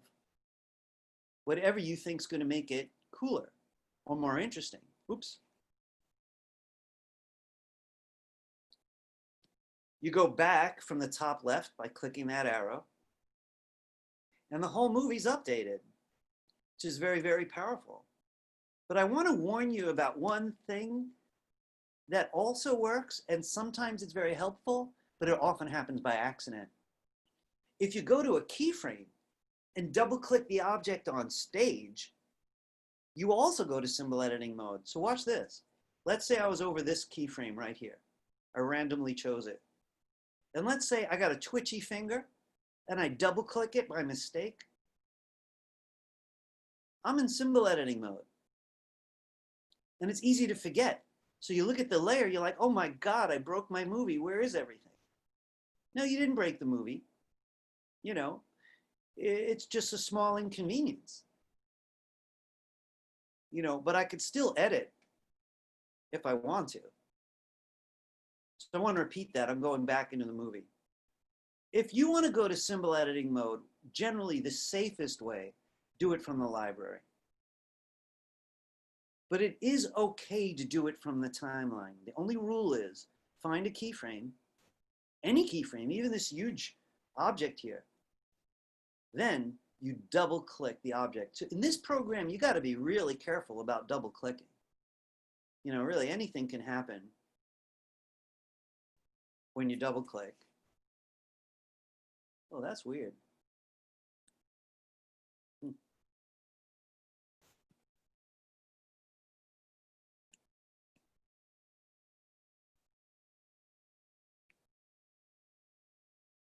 A lot of information for one day. So I have a couple different motives here. Hey, Tiffany, are you all right? No, you don't have any like pandemic problems or anything? That's No, not I kind of caught a cold since last week. So yeah, I feel all sore and messed up today. Did you take your temperature? I did. You did? Yeah. No fever? I'm okay. I don't think it's a fever or anything. I've been taking my medicine and stuff, so I feel Oh, you don't sound good. drowsy. You know, you're allowed to take sick days. So if you ever need it, you just let me know. You know. But guys, I'm a little teasing Tiffany. I'm glad you're all young, right? Because if worse came to worse and you did get the disease in question, most of you would be okay. My nephew had COVID, by the way. He was one of the first in the country. He was in Spain and came home with it. He hardly noticed. He had a little cough. What was weird was his family didn't catch it. And I'm lucky because his mom is 65. And it would have been bad for her. But they didn't catch it. So that was good. And my bigger worry is you giving it to somebody in your family who's older or sick, or that you may be sick. And so take care. Wear your mask. Anyway, let's get back to work. I don't want anyone to panic about all this information. This subject is so large that next time I see you, we're going to do more of it. So I'm going to mix review with new ways to see it so that we get confident. But I think I want to, I'm going to make a change regarding the homework this week. I decided, because it took a little longer to cover the material than I expected. I don't want to skip one more fun thing, and then we'll come back. We'll talk about the homework. I want to show you something cool, and I really don't mind if you forget it. But I just want you to know what's possible. So I do a lot of motion graphics, meaning that a lot of my animation wasn't characters. I like that now best, but over the last bunch of years, it was more like the flying logo type of thing, right? And to do that stuff well, you want to keep the eye very interested with simple things like shapes. So one thing we're about to do is we're going to make 3 copies of that whole animation so that the box, or whatever you want to call it, our object, takes off. But when it does, right after it, another one takes off. And after that one, another one. So there'll be 4 objects following each other. And what's so cool about that is they all have holes. So you're going to see the other ones through the hole as they move, which should be very visually compelling. This is going to be not rocket science, but it is going to take close attention, right? And if you're very, very tired, I don't mind you watching. I'd kind of prefer you join me though. So here's the deal. We need to get more used to layers anyway. Can everybody bring your playhead back to the beginning? Now, Marilia, I noticed before when you were working that your timeline was very crowded. You were feeling uncomfortable. So I want to point out that you could grab this edge of the timeline and move it if you like. So, because we're going to make 3 more layers, you're going to need some room. You just grab this edge. Also, don't forget that up here in the top right, you could change size, because I want to make sure that you see the whole thing. You might need a lower number, I don't know.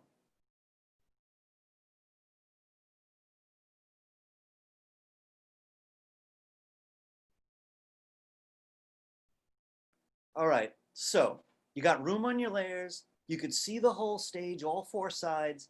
I want you to add 3 empty layers.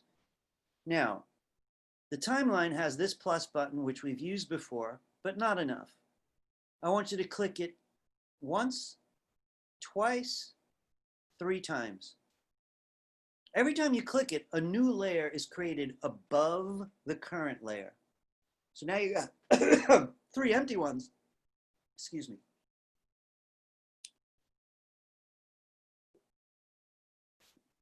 This is kind of for fun. All right, what my goal is to highlight the whole animation in layer 1, which is pretty long right now.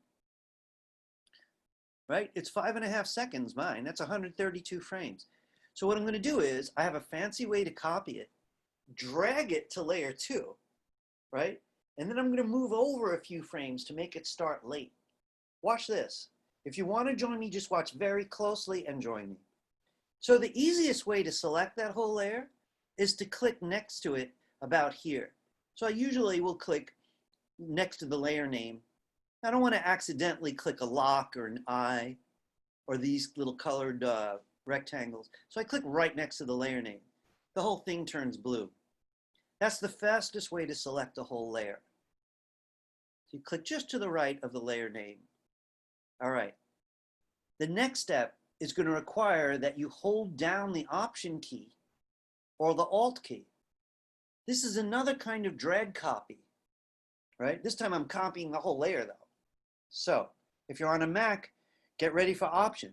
If you're on Windows, get ready for Alt. So I'm going to hold down my Option key.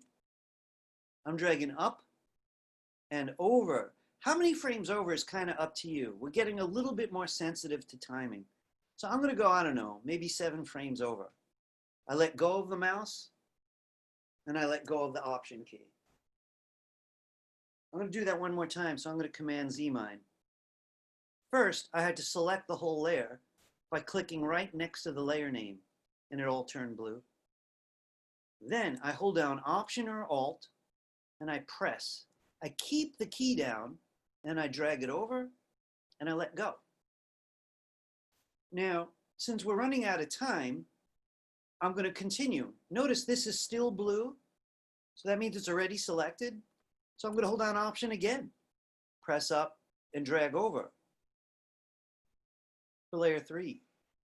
Now, if you lose the selection, no big problem. You could always come here and select it again. Click right next to the layer name.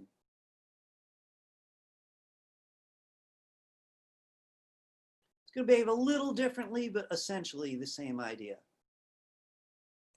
The only difference is it copied this early blank keyframe.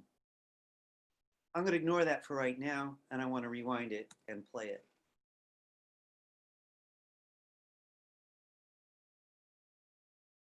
Now that's kind of visually interesting. If I had the time, I'd probably want the background to do something. Now, the idea is this. So by the way, in a Swift, it's just going to keep looping. So they all catch up with each other, and then they start again. This just got 10 times cooler. I know. And you know what? I kind of hide that from people every semester. You know, it's like the nerdy stuff. It's like, you know, guy's working on his cars and he's like, oh man, another beat up old car. And then one day he gets a job at a racetrack. You know, but he wouldn't have gotten the job, you know, if he hadn't paid his dues. So like, I'm looking forward to the racetrack, so to speak, all the fun stuff that comes forward. But look, I got to tell you something. In my own opinion, my class is too hard. So if you think it's not too hard, you should let me know at some point, because I'm working on making it easier. I think I have to throw some of the information out and make better choices. But, you know, the real goal is to give you freedom. And I always start that way. If I'm teaching a Photoshop class, what's going to give them more freedom with photography? You know, if it's a drawing class, you know, I do a lot of digital drawing classes. What's going to give them more freedom there? So we're talking about freedom right here. So I want to ask you guys, did it work though, making the copies on the layers? Because I could do it. I could do one more just to show you. Can you do it again? I can't. Yeah, I got the copies. It's just that absolutely. they don't move together. Okay. So I'm gonna have to do a bunch of Command Z's. I'm going back in time. All right, I think everybody successfully made the layers though, right? You know, so you make, by the way, this weird orange line, I have no idea what that is. Some kind of new feature. I'm gonna have to look into it. So you make your layers, right? So that the process is smooth. I suggested 3. Then you have to select the whole bottom layer because it's not selected by default. I like this little gap next to the layer name, just to the right. I click right in that gap, it selects the whole layer. The next trick is you must hold down Option or Alt to drag copies. You don't press it and release it. You hold it down. So I'm holding it down, Option. I press up, I drag over, and I let go of my mouse or my touchpad or my stylus. I still have the Option key down. I could let go of it now if I want to. All right, this is still highlighted. So I'm going to hold Option down again, press up and drag over. Always let go of the mouse first, then the key.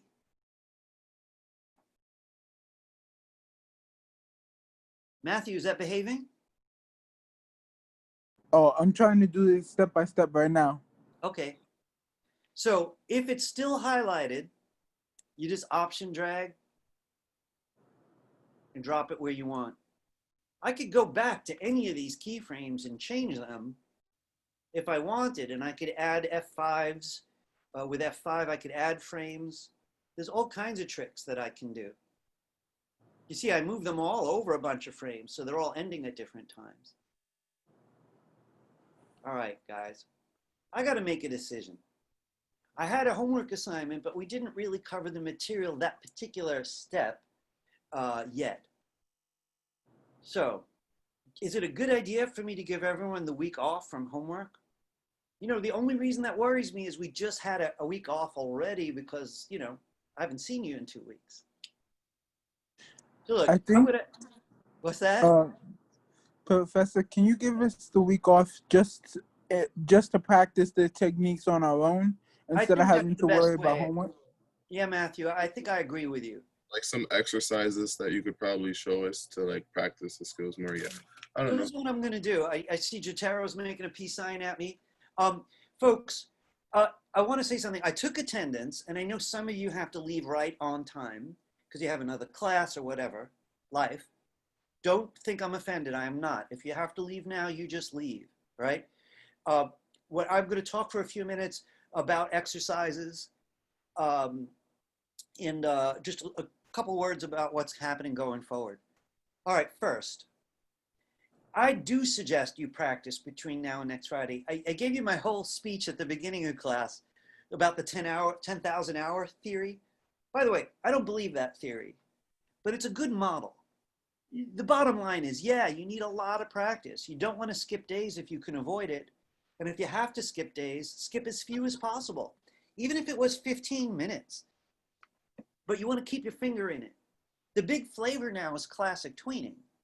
So the thing I want you to practice most is classic tweening, right? That's really what I want. Draw the object, you know, convert to symbol, turn on the tween, right? Those are the 3 first steps. So you could try to repeat what we just did from scratch. Remember, this is all going to be on video, right? You remember, it was like 40 minutes talking about all our technology needs. So if you go to YouTube, just skip the first 40 minutes. You know, you guys don't need it, right? Just scroll over, start watching the class. Maybe you're only interested in the last hour's worth, right? So, you know, I'll be there. Virtual Ira will be there to contribute a little bit, right? So I would really like you just to practice classic tweening. The assignment I wanted to give you requires something we didn't talk about. So again, if you have to leave, don't feel bad. You're marked here. But if you could stay for a minute or two, I want to tell you what's on my mind. You know, animators look at things in numerous ways, but I could argue two primary ways. There's the live action kind of groove, very dominated by Disney. So it's really about how characters behave. You know, it's so like a sober kind of adult designer makes someone walk, they walk like an adult. You know, but a kid drawing, they're like, oh, this guy's floppy guy, so he walks floppy. You know, all this exaggeration. We were raised on wild amounts of exaggeration. And not just because of Disney, because of Warner Brothers, Hanna-Barbera, you know, the big companies from history, you know, that gave us Bugs Bunny and stuff like that. I wanted to go over the 12 primary principles, which I'm going to do next class.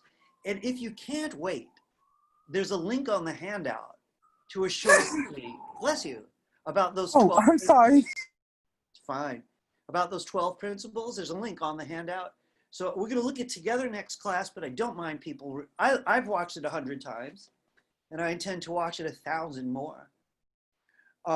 We're going to be focusing next week on more classic tweening, but I want to mix in something called squash and stretch.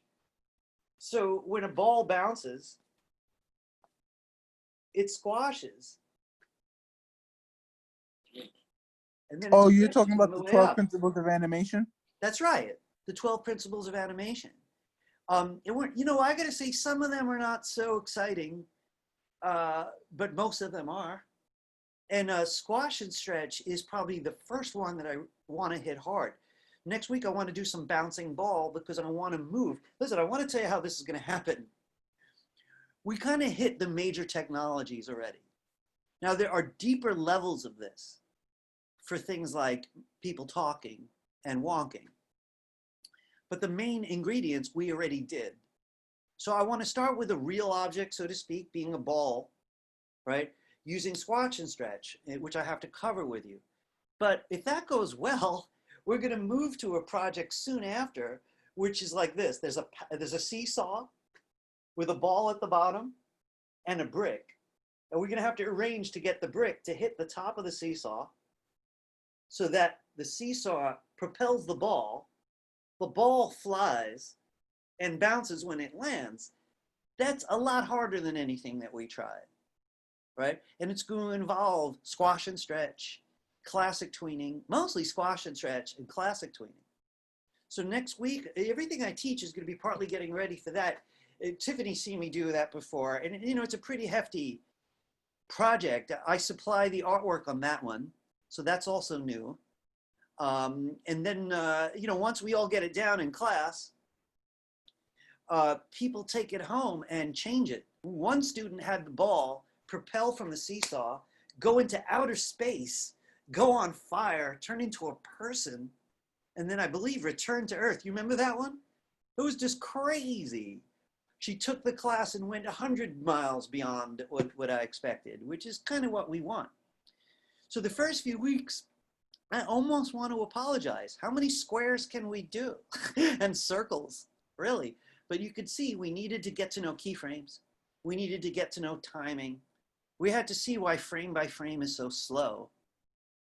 You know, and you know, really to try to do what we did today in frame by frame, you know, you'd be here for days. You'd still be working on layer 1 right now. You know, that was all because of classic tweening that we were able to do this today. So we're going to move classic tweening further so we can get into the real world. How does the real world behave and how do we exaggerate it with the 12 principles? So for now, I'm going to ask everybody on their own to practice these skills, you know, and take it where you want. I'm sure in your mind there's things you want to see. You know, can I do this with a more elaborate drawing, you know, but the focus I'm interested is classic tweening right now. I don't think I'm going to repeat frame by frame for a little while, and I'm definitely not going to repeat shape tweening for a while. It's going to all be about classic tweening for a couple weeks. Anybody have any questions for me before we sign off? Yeah, Nassim. I just wanted to know, like, can you like split the colors in the background? That's a good question. And I got a few minutes I'd like to show you. So there's two ways to see the background. This way is definitely something you might not do when you're telling whole stories. Because it's obvious if you were telling a story, there's always a background to help the story. You know, if it takes place in the kitchen, there's the kitchen. You know, if it's outside, there's the forest or the city. So this is really just the easy way. But if you're going to make a background of your own, like to split it, for example, you're going to need to make a layer. So I'm going to make a layer. Now, the thing is, since we know you want to draw behind everything, I've got to drag this layer to the bottom. You know, it might be helpful to rename it, but that's not required. So you just make a new layer with the new layer button, and then you drag it down.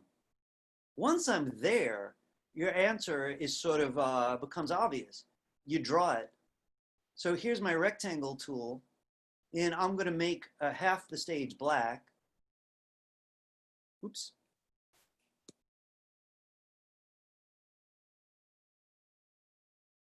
And there it is on a layer.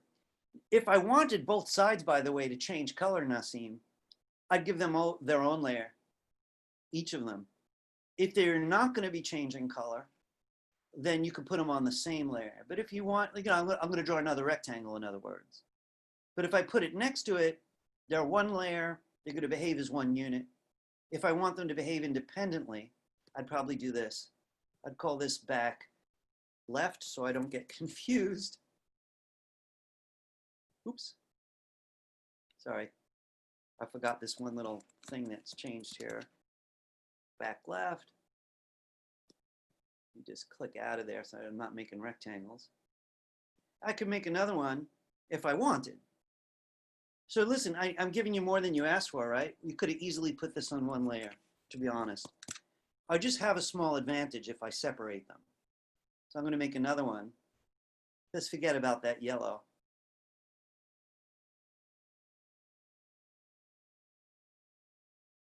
And just so I don't forget what I'm doing, I would probably rename this. Oh, I already did, back right. So at the moment, this is my animation, right? Which is, that's what you were asking, right? Yeah, that was what I was asking. But I just want to throw in something. This is like a big tease, but I think everyone could do it. If I make them into symbols, they could change color too. So I'm going to do that. I'm going to use this right side one, the red one, right? So I bring the playhead over to the keyframe. I select it. What do I do next? If I want a classic tween, what do I have to do next? Somebody shouted out. Anyone but Tiffany. Don't you have to like click on the keyframe, like the black dots on the bottom? I have to find the keyframe. So yes, I could click on it, or I could just drag the playhead over. You have to click the artwork, right? So get the keyframe first, click the artwork, and then this is the answer I was looking for. You have to convert to symbol. Make the artwork, convert it to symbol. So here I go. Convert to symbol. I'm not even going to give it a name or anything. Once you convert it to symbol, go to the keyframe and turn on the tween. So the thing people are going to forget is converting to symbol. You have to do it before you turn on the tween. Select the artwork, right click, convert to symbol. Now I go to the keyframe itself and turn on the tween. You're going to like this. Check this out. So we all know there's the purple bar. We all know that F6 will copy the art. That means copy that red box. So let's say at random intervals, I make copies. I'm clicking here, F6. I'm going to click randomly, F6. And I'll do one more, F6. The first one, I'm going to leave it red. Second one, I click it. I'm going to lock my other layers right now, just so I don't make a mess. Here's the second keyframe. Here's my properties palette. You remember if you click the artwork in a keyframe, you get color effects. So here's tint. It's blue. I'm gonna go to the next one. Next keyframe, click the artwork. I'm gonna make this one yellow. Tint. Yellow. I'm gonna go to the next keyframe. Click the artwork. I'm still doing tint.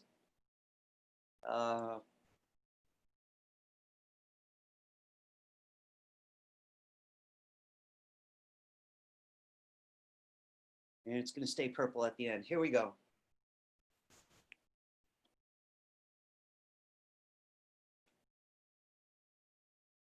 It's going to loop now. You see how the background just keeps changing color on every keyframe. So Nassim, let me boil that down. The simple answer was, if you want to draw your own background to split it, make a layer, drag it to the bottom, and draw 2 boxes.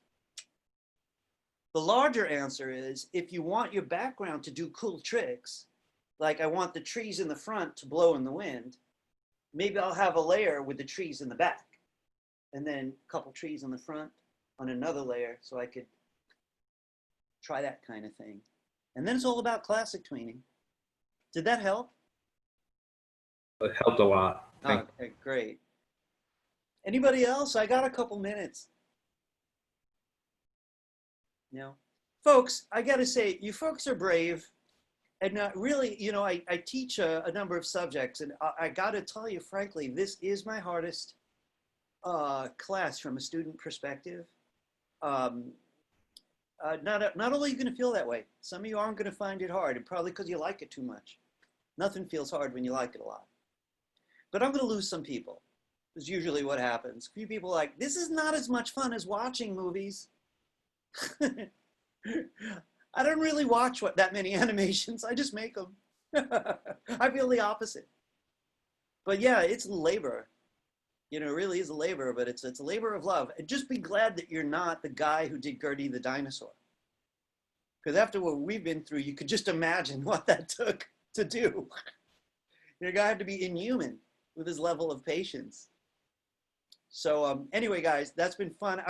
So I'm asking you all to practice on your own. I'm going to actually update the handout quickly.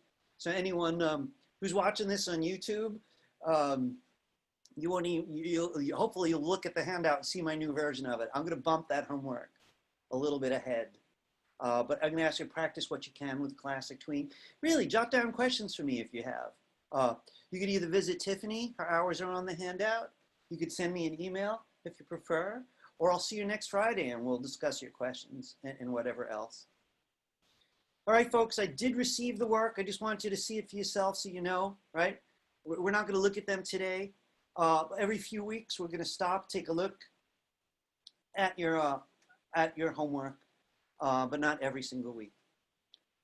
All right, folks, I'm going to say goodbye. It's been a pleasure working with you. I'm going to stop my screen share, so goodbye to YouTube people, right? And guys, thank you for joining me. And thank you for whatever level you participate. I'm sure most of you work very hard at home, but those of you who say a word here or there, thank you. It gets lonely here. I'll see you all. Tiffany, I hope you feel better. Nassim also, you're already looking better. The Tylenol must be working. You gotta reach across the boxes and give Tiffany a Tylenol. That would blow people's mind, wouldn't it? That was good. Animation thinking. All right, I'll see you all next week. Bye guys. Bye, Professor. Bye bye. Oh, you